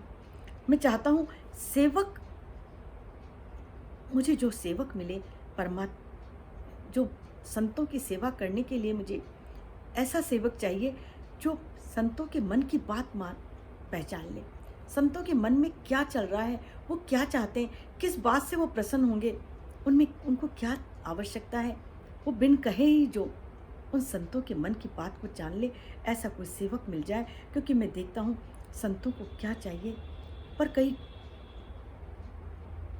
संकोच के मारे, कई संत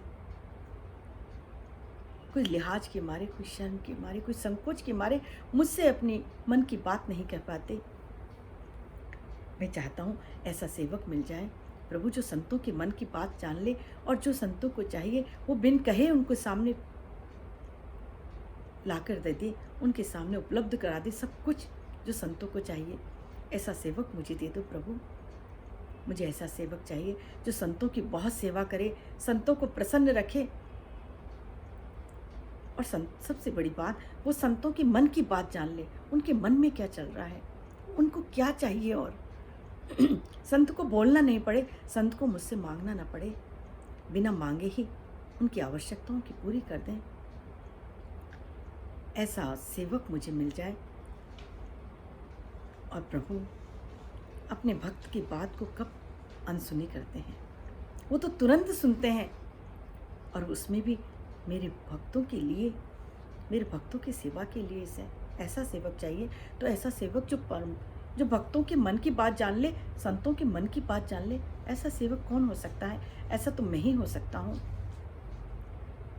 मैं ही जान सकता हूँ कि किसके मन में क्या चल रहा है। और वो गोविंद, वो कृष्ण सेवक का रूप धरकर आ गए और त्रिलोचन के घर के बाहर ही आवाज लगाने लग गए, किसी को सेवक चाहिए क्या, किसी को सेवक चाहिए क्या। और आवाज भी ऐसे लगाते कि त्रिलोचन जी और उनकी पत्नी ने सुना। त्रिलोचन जी दौड़े दौड़े बाहर आए, अरे हाँ हाँ, हमें सेवक चाहिए। तुम क्या सेवा कर सकते हो भाई, तुम क्या नहीं कर सकते, क्या काम कर सकते हो? उन्होंने कहा, ऐसा कौन सा काम है जो मैं नहीं कर सकता? वो सेवक बोले, मैं सब काम कर सकता हूँ, लेकिन मुझे सेवा की एक काम की बहुत आवश्यकता है। क्या आपको कोई सेवक चाहिए? उन्होंने कहा, हाँ हमें सेवक चाहिए भाई, हमें संतों की सेवा करने के लिए सेवक चाहिए। उन्होंने कहा, हाँ हाँ, मेरा तो काम ही यही है, मैं तो हूँ यही, मैं तो न जाने कितनी, कब से मेरी छोटी सी पैदा हुआ हूँ तब से मैं यही काम कर रहा हूँ, मैं तो हमेशा संतों की सेवा ही करता रहा हूँ, मैं तो न जाने कितने जन्मों से संतों की सेवा करता हूँ। और उन्होंने कहा, इतना छोटा सा तो है अभी तो, और इतनी बड़ी बड़ी बातें बोल रहा है कि मैं तो संतों की सेवा में ही हमेशा रहता हूँ, मुझे तो संतों की सेवा में ही आनंद आता है कि लेकिन बस मेरा, वो सेवक बोले कि लेकिन बस एक ही है कि मेरा स्वभाव मेल नहीं खाता है। मैं सेवा तो सब कर सकता हूँ, इतनी अच्छी सेवा करूँगा, पूरे मन से करूँगा, पूरा शरीर सेवा में झोंक दूँगा, लेकिन उसी के यहाँ मैं सेवा कर सकता हूँ जिससे मेरे स्वभाव मेल खाए। उन्होंने कहा, अच्छा क्या है तुम्हारे स्वभाव में ऐसा, क्या तुम्हारी ऐसी आवश्यकता है जो तुम सबके यहाँ सेवा नहीं कर पाते हो? उन्होंने कहा, हाँ मेरा एक ही स्वभाव में, मेरे खाने का मेल लोगों के से मेल नहीं खाता है, इसलिए मुझे कोई रख नहीं पाता। कि अच्छा ऐसा क्या है तुम्हारे खाने में? कि मैं सवेरे जब बाल भोग करता हूँ, नाश्ता करता हूँ, तो करीब 2 किलो मुझे नाश्ते में भोजन चाहिए, जो भी नाश्ते की सामग्री हो। कि अच्छा 2 किलो खाते हो तुम? कि हाँ। और 7 किलो करीब मैं दिन का भोजन करता हूँ, और शाम का भोजन मेरे को बहुत ज़्यादा नहीं चाहिए, लेकिन 5 किलो भोजन मैं शाम का करता हूँ। उन्होंने कहा, अच्छा और इसके सिवा और पैसा? कि नहीं नहीं, पैसे की मुझे कोई आवश्यकता नहीं, सिर्फ मेरे खाने का, मेरा पेट भर दो, इससे ज़्यादा मुझे और कुछ नहीं चाहिए। उन्होंने कहा, खाने की तो मेरे यहाँ कोई कमी नहीं है, तुम जितना चाहो खाओ, बहुत जितना तुम्हें चाहिए। उन्होंने कहा, लेकिन एक शर्त है कि खाना मैं किसी और के हाथ का नहीं खाता हूँ, खाना मुझे आपकी पत्नी ही बना के खिलाएगी, क्योंकि मैं बहुत शुद्ध आचार विचार वाला हूँ, मैं शुद्ध हाथों से ही भोजन खाऊंगा। आपकी पत्नी मुझे जो खाना बना के खिलाएगी, बाकी जितना आप और सब लोगों का खाना बोलोगे, सबका खाना मैं बना दूंगा, बस मेरा खाना आपकी पत्नी बनाए। उन्होंने कहा, पत्नी एकदम चौंकी के हैं, ये क्या बोलता है? पर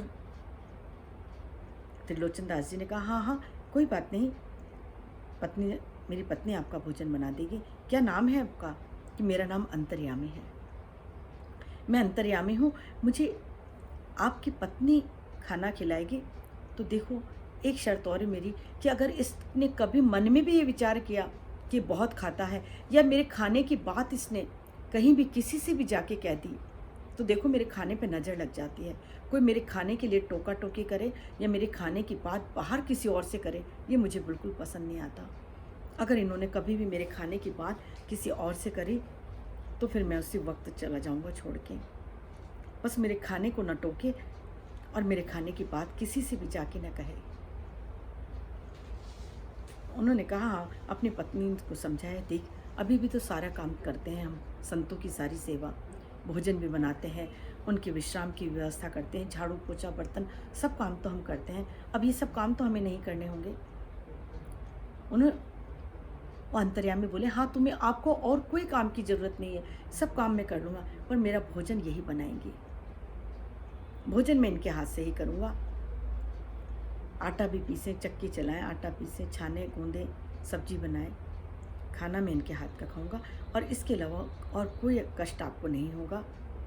पर मेरे खाने की बात किसी से जाके न कहें, न अड़ोस पड़ोस में, न मिलने वालों से, न रिश्तेदारों से, न कोई संतों से। उन्होंने कहा कि हाँ हाँ ये किसी से नहीं कहेगी, आप चिंता न करो, आप आओ और कब से काम शुरू करोगे? उन्होंने कहा अभी से ही। अंतर्यामी बोले, मैं तो आज से अभी से ही काम शुरू कर सकता हूँ। पर त्रिलोचन दास जी ने कहा, अभी तो तुम बहुत बुरी स्थिति में आए हो, देखो तुम्हारे शरीर पर कितना मैल जम रहा है, तुम्हारे कपड़े भी इतने फटे पुराने हैं। तो पहले ऐसा करो, तुम स्नान ध्यान कर लो, तुम साफ सुथरे कपड़े पहन लो, फिर संतों की सेवा में आ जाओ। और उन्होंने कहा ठीक है, ऐसा ही करते हैं। फिर त्रिलोचन दास जी ने कहा कि चलो ऐसा करता हूँ, आज तो मैं तुम्हें नहला देता हूँ, तुम्हारे क्योंकि मैल बहुत जमा हुआ है, तुम स्वयं नहीं इतनी अच्छी तरह नहा पाओगे, क्योंकि तुम्हें संतों की सेवा में जाना है ना, तो आज हम तुम्हें नहला देते हैं, आज तुम्हें हम वस्त्र पहना देते हैं। और प्रभु मुस्कुरा रहे हैं कि हाँ हाँ आओ, मुझे आज आप ही स्नान करा दो। और त्रिलोचन दास जी स्नान करा रहे हैं प्रभु को, उस अंतर्यामी को स्नान करा रहे हैं, रगड़ रगड़ के उनका मैल छुड़ा रहे हैं। और फिर बिल्कुल नए वस्त्र लेकर आए, फिर धन धान्य से भरपूर थे, कोई कमी न थी। अच्छे से अच्छे वस्त्र निकाल के दिए, हे अंतर्यामी देखो ये अच्छे वस्त्र पहन के रहना अब तुम, और संतों की सेवा करनी है। और अंतर्यामी जो संतों की सेवा में निकले तो ऐसे इतनी द्रुत गति से संतों की सेवा करते, कब भोजन बना लेते, कब सारा का सारी व्यवस्था कर देते, संतों के आसन लगा देते, संतों का शयन के लिए उनके बिस्तर लगा देते, सवेरे उनके स्नान करने जाते संत, उनके कपड़े धो देते, उनकी सारी सफाइयाँ कर देते। इस तरह से उनका सेवा करते कि संत भी आश्चर्यचकित हो जाते, और किसी संत के मन में कुछ बात आती तुरंत पहचान लेते, और उनके संतों के अनुकूल, उनके मन के अनुकूल ही भोजन बनाते, उनके मन के अनुकूल सारी सामग्री लाते। कोई संत सोचते आज तो रबड़ी खाने की इच्छा है, तो उससे पहले आज रबड़ी बनेगी, आज इमरती बनेगी, आज ऐसा भंडारा होगा, आज ये होगा। वो संत सोचती है क्या है, हम तो विचार ही कर रहे थे हमें चाहिए, और उसने तो अंतर्यामी ने तो वही बना के रख दिया। कहते हैं अंतर्यामी तेरा सिर्फ नाम ही अंतर्यामी नहीं है, तू तो सही में अंतर्यामी है, तुझे कैसे पता लगता है कि आज हमारे मन में क्या चल रहा है? कहते मैं अंतर्यामी जो हूँ, मैं सबके मन की जानता हूँ। कभी कोई संत आते, सोचते कि ये बहुत पुराने वस्त्र हो गए हैं, तो क्यों ना त्रिलोचन दास जी से वस्त्र के लिए कहा जाए, लेकिन फिर संकोचित हो जाते, और अंतर्यामी जान लेते और कहते कि बाबा ये हटा दो, अब ये वस्त्र तुम नहीं पहनोगे, देखो आज मेरे स्वामी ने तुम्हारे लिए कितने नए नए वस्त्र भेजे हैं। किसी का कमंडल पुराना होता, झट कहते बाबा ये कमंडल पुराना हो गया, इस कमंडल को हटा दो, देखो ये कितने कमंडल नए आए, तुम इसमें से ये अच्छा सा कमंडल रख लो। किसी को पैसों की, किसी को जो भी, किसी के मन में एक बार वो बात विचार आ जाए और अंतर्यामी तुरंत उसको पूरा कर देते। अब तो अंतर्यामी की सेवा से इतने प्रसन्न संत, और भी ज़्यादा संत आने लग गए अब तो। और संत हमेशा तो रहते नहीं थे, एक से दूसरे संत आते, एक संत जाते कहीं कहाँ, कभी कहाँ। अब तो जहाँ संत जाते सब यही कहते, अरे भाई त्रिलोचन दास जी का जो सेवक है अंतर्यामी, क्या गजब है अंतर्यामी। क्या तो भोजन बनाता है, परमात्मा जब भोजन बना रहा है तो सोचो उसके स्वाद का क्या स्वाद होगा। क्या तो भोजन बनाता है, क्या व्यवस्था करता है, क्या सेवा करता है। और त्रिलोचन को तो कोई कष्ट भी न होने देता, सारा का सारा काम स्वयं करता है। रात को संतों के पैर भी दबाते, उनके सेवा करते, उनके पैर दबाते और कहते बाबा कोई कथा सुनाओ ना, कोई परमात्मा की कथा, कोई भक्तों की कथा सुनाओ, कोई भक्तों का जीवन चरित्र सुनाओ।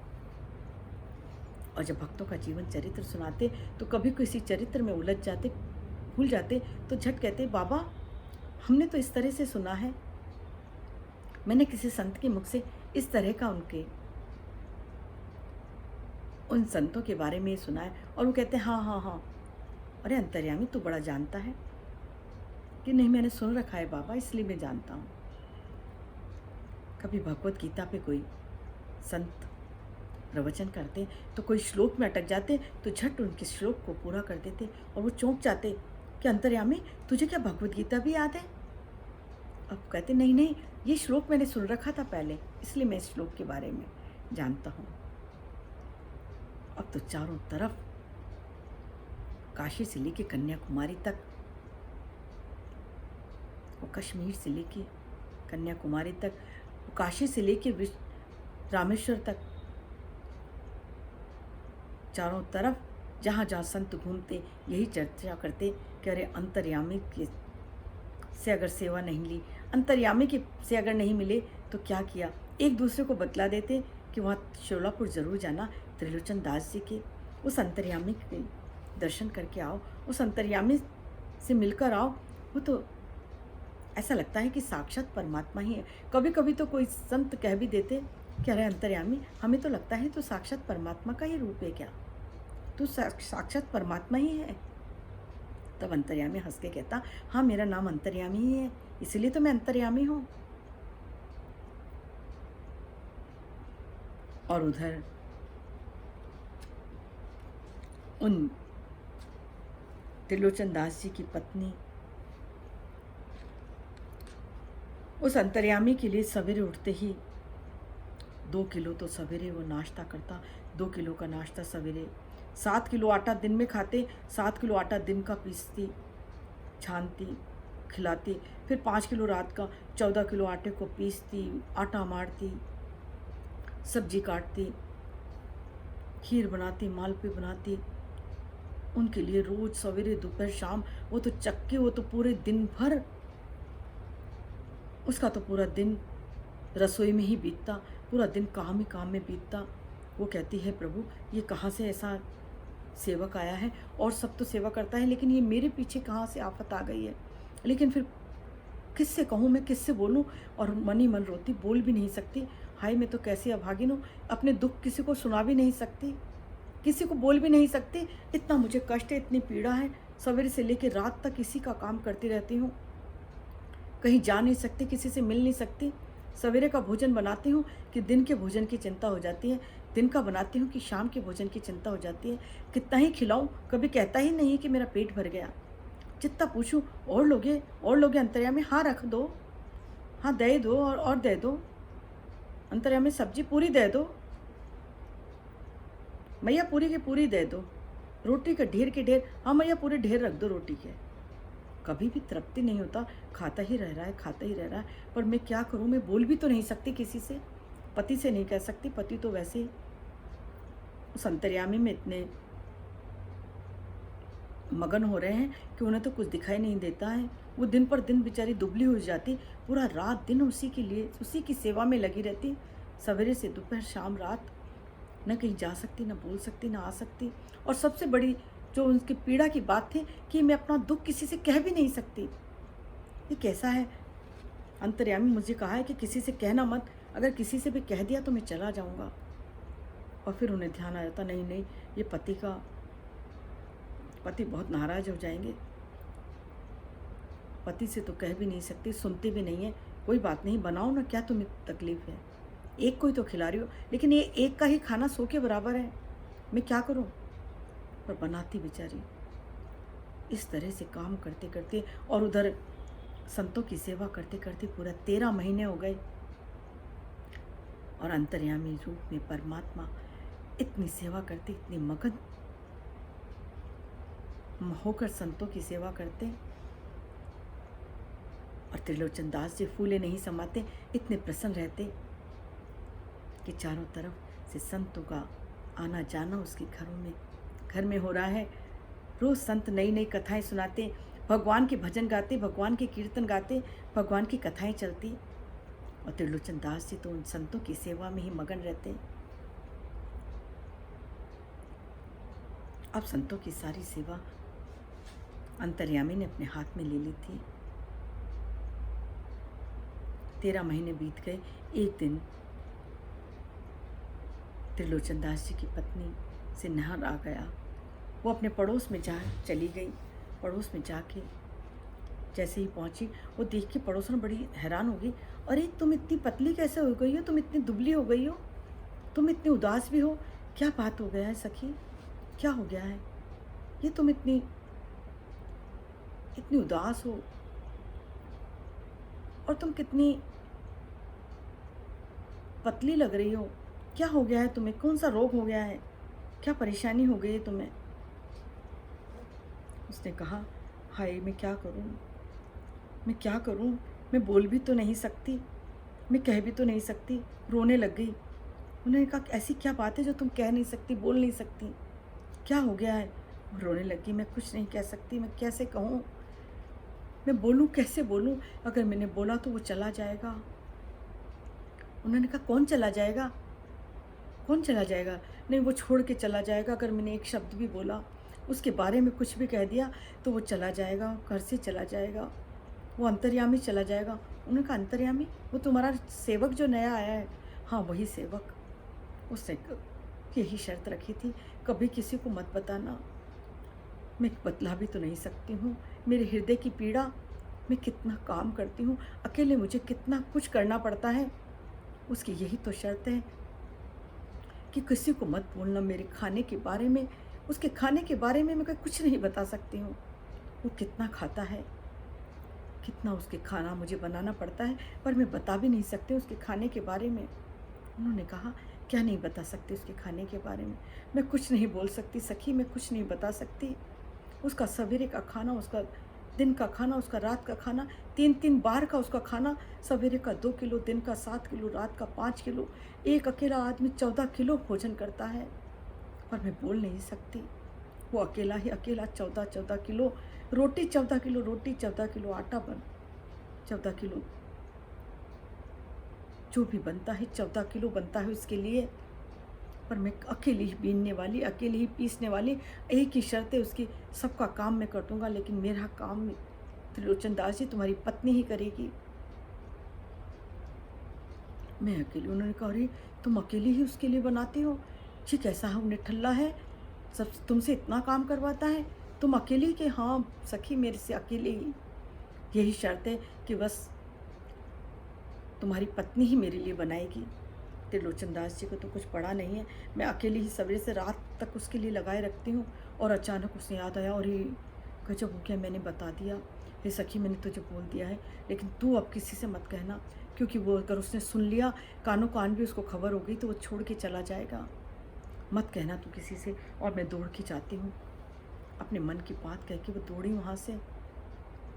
और घर आके देखा तो त्रिलोचन तो अंतर्यामी थे, वो जा चुके थे, वो वहाँ नहीं थे, वो अंतर्यामी तो जा चुके थे। और जब त्रिलोचन जी घर आए तो देखा आज अंतर्यामी नहीं दिख रहा। उधर संत लोग भी कह रहे हैं, अंतर्यामी अंतर्यामी कहाँ गया। पूरे घर में शोर मच गया, अंतर्यामी नहीं दिखाई दे रहा, अंतर्यामी नहीं दिखाई दे रहा। त्रिलोचन जी तो बेचैन हो गए, उनकी स्थिति पागल जैसी हो गई। वो घर के बाहर दौड़े, बाजार में आवाज़ें देने लगी, अंतर्यामी अंतर्यामी कहाँ गया, अंतर्यामी अंतर्यामी तुम कहाँ हो, अंतर्यामी तुम कहाँ हो, जल्दी आओ अंतर्यामी, देखो संत तुम्हारे लिए बेचैन हो रहे हैं, देखो अंतर्यामी मैं तुम्हारे बिना नहीं रह पा रहा हूँ। और वो बहुत तेज तेज आवाज़ देने लग गए, और उनको तो उनकी हालत बहुत ख़राब हो गई। वो अंतर्यामी के बिना उन्हें समझ नहीं आ रहा कि मैं क्या करूं, मैं कैसे अंतर्यामी को ढूंढूं। बाजार में ढूंढ रहे, घर में ढूंढ रहे, इधर से उधर पागल जैसे भागते फिर रहे हैं। अचानक उन्हें याद आया, अपनी पत्नी के पास दौड़ते हुए आए कि अरे, तूने कुछ अंतर्यामी को लिए कुछ कह तो नहीं दिया, तूने जो उसको खिलाने के लिए कुछ बोल तो नहीं दिया, उसकी खाने की चर्चा किसी से कर तो नहीं दी थी ना। और पत्नी अचानक डर गई और बोली, तुझे मेरी सौगंध है, तू सच सच बताना, तूने कुछ अंतर्यामी के लिए कुछ बोला क्या, उसको खाने के लेकर कुछ बोला। और वो रोने लग गई और हाथ जोड़ के बोली, हाँ स्वामी, मुझसे बहुत बड़ी भूल हो गई, मैंने तो सिर्फ वो नहीं था जब पीछे से बोला था जरा सा। उन्होंने कहा, है तूने उसके लिए बोला। और वो ठीक उसी तरह से व्याकुल होकर गिर पड़े जैसे दशरथ जी राम के जाने पर व्याकुल हो गए थे, और वो भी नीचे गिर गए। नहीं, हाँ अंतर्यामी, हाँ अंतर्यामी, अंतर्यामी तुम कहाँ हो, कहाँ चले गए अंतर्यामी, मुझे छोड़ के क्यों चले गए अंतर्यामी, अब मैं कुछ नहीं खाऊंगा, मैं प्राण त्याग दूंगा अंतर्यामी, मैं तुम्हारे बिना नहीं रह पाऊंगा अंतर्यामी, है अंतर्यामी आओ। और वो तो उन्होंने न खाया, उनकी पत्नी रो रही, कह रही कुछ तो खाओ। 1 दिन हो गया, 2 दिन हो गया, 3 दिन हो गया, उन्होंने मुंह में पानी तक नहीं रखा और रो रहे और तेज तेज विलाप कर रहे, मेरे अंतर्यामी तुम आ जाओ, तुम कहाँ चले गए। और जब परमात्मा ने देखा 3 दिन हो गए, रोते रोते विलाप करते करते, तो मेरे कृष्ण, मेरे गोविंद ने आकाशवाणी की। मेरे गोविंद बोले, हे त्रिलोचन ऐसा मत करो, हे स्वामी, हे मेरे त्रिलोचन ऐसा मत करो, खाना खाओ, पानी पियो, आंखें खोलो त्रिलोचन, ऐसे विलाप नहीं करते, तुम भोजन क्यों नहीं कर रहे त्रिलोचन, भोजन करो, मैं कहीं नहीं हूँ, मैं तो यहीं हूँ। तब उन्होंने आंखें खोली, नहीं नहीं अंतर्यामी, तुम मुझे दिखाई नहीं दे रहे, तुम झूठ कर रहे हो, तुम कहाँ हो। नहीं, मैं कुछ नहीं खाऊंगा अंतर्यामी, मैं प्राण त्याग दूंगा अगर तुम नहीं आए तो। तब गोविंद हंसे, कृष्ण हंसे, हे त्रिलोचन, वो अंतर्यामी कोई और नहीं, मैं तुम्हारा गोविंद ही हूँ, जिस गोविंद को तुम प्रसन्न करना चाहते थे। तुमने पूछा था ना ज्ञानदेव जी से कि गोविंद किससे प्रसन्न होंगे, तो तुम्हारी संतों की सेवा से मैं प्रसन्न होकर, मैं गोविंद ही तुम्हारे घर में तुम्हारे अंतर्यामी बनकर आया था, तुम्हारा सेवक बन के आया था। मैंने ही 13 महीने तक तुम्हारे घर में सेवा करी थी, मैं ही सेवक हूँ, अंतर्यामी बनकर आया था। हे त्रिलोचन, मैं ही तुम्हारे घर में आया था, और अगर त्रिलोचन तुम इतना विलाप करोगे, त्रिलोचन तुम इतना व्याकुल होगे, तो मैं वापस आ जाता हूँ, मैं वापस सेवा के रूप में आ जाता हूँ, मैं फिर तुम्हारी सेवा करूँगा, मैं फिर तुम्हारे पैर दबाऊँगा। त्रिलोचन एकदम चौंके, नहीं नहीं प्रभु, हे प्रभु। और अचानक उन्हें सब कुछ याद आने लग गया। हाँ अंतर्यामी, वो कैसे सबके मन की बात जान जाता था, वो कैसे इतने 50-50, 100-100 लोगों का भोजन अकेले बना देता था, वो कैसे सबके लिए व्यवस्था करता था। हाँ, वो तो साक्षात परमात्मा ही थे। और त्रिलोचन जी रोने लग गए, हे प्रभु, हे प्रभु, मैं कितना अभागा हूँ, 13 महीने तक आप मेरे घर में रहे, 13 महीने तक आप सेवक के रूप में रहे, मैंने आपसे झाड़ू करवाया, आपसे पोछा करवाया, आपने बर्तन मांजे, आपने संतों के पैर दबाए, आपने मेरे पैर दबाए। हे प्रभु, ये कितना बड़ा अनर्थ मैंने कर दिया, अपने प्रभु की सेवा करनी थी मुझे, और मैंने सेवा ली है मेरे प्रभु से। हे प्रभु, मुझे क्षमा करो, मुझे क्षमा करो। और गोविंद बोले, नहीं त्रिलोचन, अगर तुम अब भी भोजन नहीं करोगे, तुम अब भी विलाप करोगे, तो मैं फिर से तुम्हारी सेवा के लिए आ जाऊंगा। त्रिलोचन जी ने कहा, नहीं नहीं प्रभु, मेरी सेवा के लिए नहीं, लेकिन मैं चाहता हूँ आप मेरे हृदय में विराजमान हो जाइए, आप मुझे छोड़कर मत जाइए। और त्रिलोचन जी बोले, मैं ऐसे भक्त को छोड़कर कहीं रह पाता हूँ, मैं स्वयं अपने भक्तों से दूर नहीं रह पाता हूँ। और त्रिलोचन, मैं तुम्हारे पास ही रहता हूँ, तुम्हारे साथ ही रहता हूँ, तुम्हारे हृदय में ही रहूँगा, देखो त्रिलोचन। और त्रिलोचन ने आंखें खोल के देखा, आंखें बंद करके देखा, त्रिलोचन की हृदय में उन्हें परमात्मा नजर आए, उन्हें गोविंद अपने हृदय में नजर आए। गोविंद साक्षात उन्हें अपने पास नजर आए। उनकी पत्नी रो रही थी तेज तेज, हे प्रभु, मेरे कारण आप दूर चले गए हो, मुझे मेरे पापों को क्षमा करो, मुझे क्षमा कर दो प्रभु, मेरे से कितना बड़ा पाप हो गया है, मैं बहुत बड़ी भूल कर दी, मैंने बहुत बड़ा पाप कर लिया। वो क्षमा मांगने लगी तो प्रभु हंसने लग गए, मुस्कुराए और बोले, तुम बहुत मोटी थी ना, तुम बहुत मोटी ताजी थी, तुम्हें पतला करना था मुझे, इसलिए तुम्हें पतला करने के लिए ही तो मैंने तुमसे इतना काम कराया था। अब तुम पतली हो गई हो, अब तुमसे काम नहीं लेना है। और अगर अब मैं सेवक बन के आया तो बताऊं मैया, अब मैं खुद ही अपना भोजन बनाऊंगा। और वो रोने लग गई, नहीं नहीं प्रभु, मुझे क्षमा करो, मैं तुम्हें रोज़ खिलाऊंगी, 14 किलो नहीं, जितना कहोगे सवेरे से रात तक बनाती रहूंगी, मुझे माफ़ कर दो। उन्होंने कहा नहीं। प्रभु हंस रहे थे, मुस्कुरा रहे थे। प्रभु कहते, बस तुम्हें पतली करना था ना, अब और कुछ नहीं करना है। और दोनों परमात्मा से बात करके, परमात्मा के दर्शन करके, परमात्मा से वार्ता करके इसे तृप्त हो गए। अमृत पी लिया था दोनों ने परमात्मा के वचना अमृत को पिया। दोनों मगन रहने लग गए, प्रसन्न रहने लग गए। और उन्होंने कहा, त्रिलोचन दास जी ने, प्रभु मेरे हृदय में निवास करना। परमात्मा ने कहा, मैं वैसे भी सबके हृदय में समाया हुआ हूँ, पर मुझे देख वही पाते हैं त्रिलोचन जो तुम्हारे जैसे भक्त होते हैं, जिनके जीवन का उद्देश्य सिर्फ परमात्मा होता है, जो मेरी प्रसन्नता के लिए ही जीते हैं। तुमने मुझे प्रसन्न करने के लिए सबकी सेवा स्वीकार करी, सब में मुझे देखने का प्रयत्न किया, इसलिए मैं तुम्हारे हृदय में प्रकट हो गया हूँ। और ऐसे त्रिलोचन परमात्मा की जीवन पर्यंत परमात्मा के गुणगान करते रहे, जीवन पर्यंत परमात्मा के प्रेमी भक्तों की सेवा करते रहे।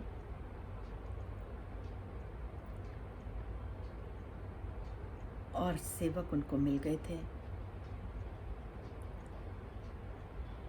संतों की सेवा के लिए।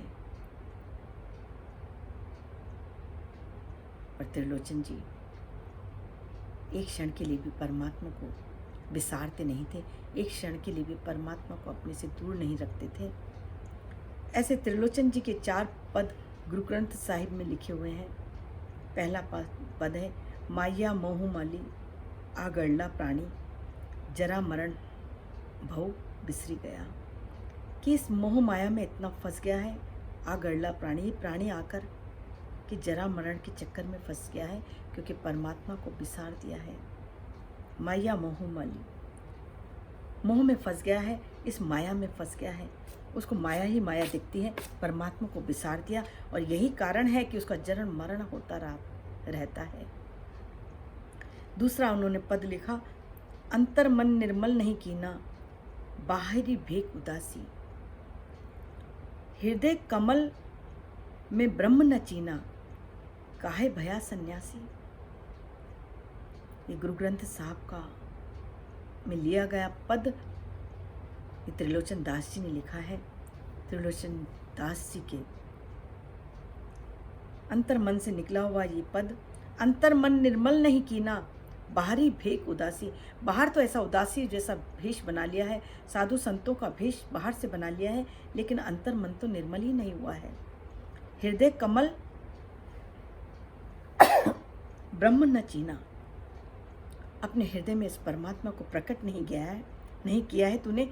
काहे भया सन्यासी, बनने को तो सन्यासी बन गया है, लेकिन अपने हृदय में परमात्मा को प्रकट नहीं किया है, तो ऐसे सन्यासी बनने का कोई लाभ नहीं है।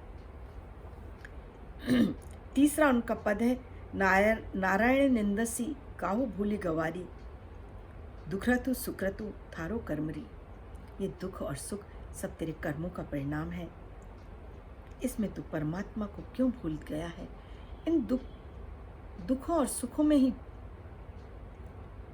अपना समय गंवा रहा है और परमात्मा को भूल गया है, इसीलिए तो अपने इस जन्म मरण के चक्रों में पड़ा हुआ है। उनका चौथा पद है, अरे बाई गोविंद नाम मत बिसरे, अंत काल जो लक्ष्मी सुमरे ऐसी चिंता करे जो मरे, सर्प योनि में वो अवतरे। वो कह रहे हैं जो अगर अंतकाल में लक्ष्मी का, धन का सुमरन करता हुआ, जिसने पूरे जीवन पर्यंत धन को ही प्रमुख माना है, जिसने सिर्फ पैसा पैसा पैसा ही कमाया है, पैसे को ही जिसने अपने जीवन में मान्यता दी है, पैसे को ही सर्वोपरि माना है, उसको अंतकाल में ही पैसा ही याद आएगा। फिर वो सर्प योनि में नहीं जाएगा तो और किस योनि में जाएगा। त्रिलोचन दास जी कहते हैं अंतकाल जो स्त्री सिमरे ऐसे चिंता करके जो मरे, सो वेश्या योनि में अवतरे। अंतकाल जो संतान सिमरे ऐसी चिंता में जो मरे, वो शूकर योनि बलि बलि अवतरे। वो शूकर छोटी छोटी योनियों में, पशु योनियों में जाता है, जो अंतकाल में संतान का सिमरन करते करते मरता है। और अंतकाल जो मंदिर सुमरे, मंदिर में इस घर परिवार में जो उलझा रहता है, मेरे घर में मेरे परिवार का क्या होगा, वो प्रेत योनि बलि बलि अवतरे।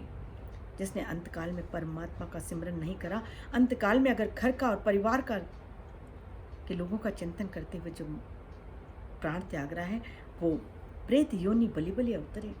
वो निश्चित रूप से प्रेत योनि में जाएगा। अपने आगे की योनियां तैयार करने का कोई और नहीं है, हम स्वयं ही अपने आगे के यात्रा की तैयारी करते हैं। वो अंतकाल जो नारायण सुमरे ऐसी चिंता में जो मरे, कहे त्रिलोचन ते नर मुक्ता, पीतांबर वर्रे जाके हृदय बसे।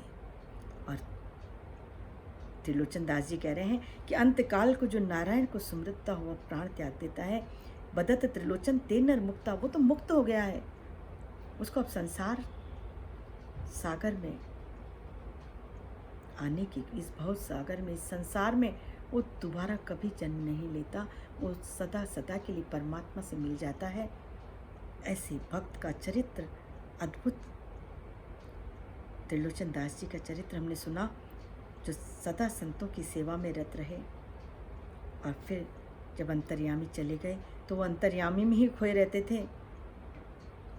प्रभु ने अपने प्रेम का अद्भुत खजाना त्रिलोचन दास जी को दे दिया था, जिसकी याद में अब त्रिलोचन दास जी रत रहते थे, मस्त रहते थे। कई बार प्रभु की याद आती तो आंखों से आंसू बहने लगते। और ऐसे त्रिलोचन दास जी उस अंतर्यामी को याद करते करते अंतर्यामी में ही समा गए। और उनकी पत्नी भी उनके साथ अंतर्यामी के गीत गाती गाती अंतर्यामी में ही विलीन हो गई। कल हम फिर से दूसरे भक्त माल के नए भक्तों के चरित्र में प्रवेश करेंगे। तब तक के लिए भज मन राम राम राम, मेरे राम राम राम।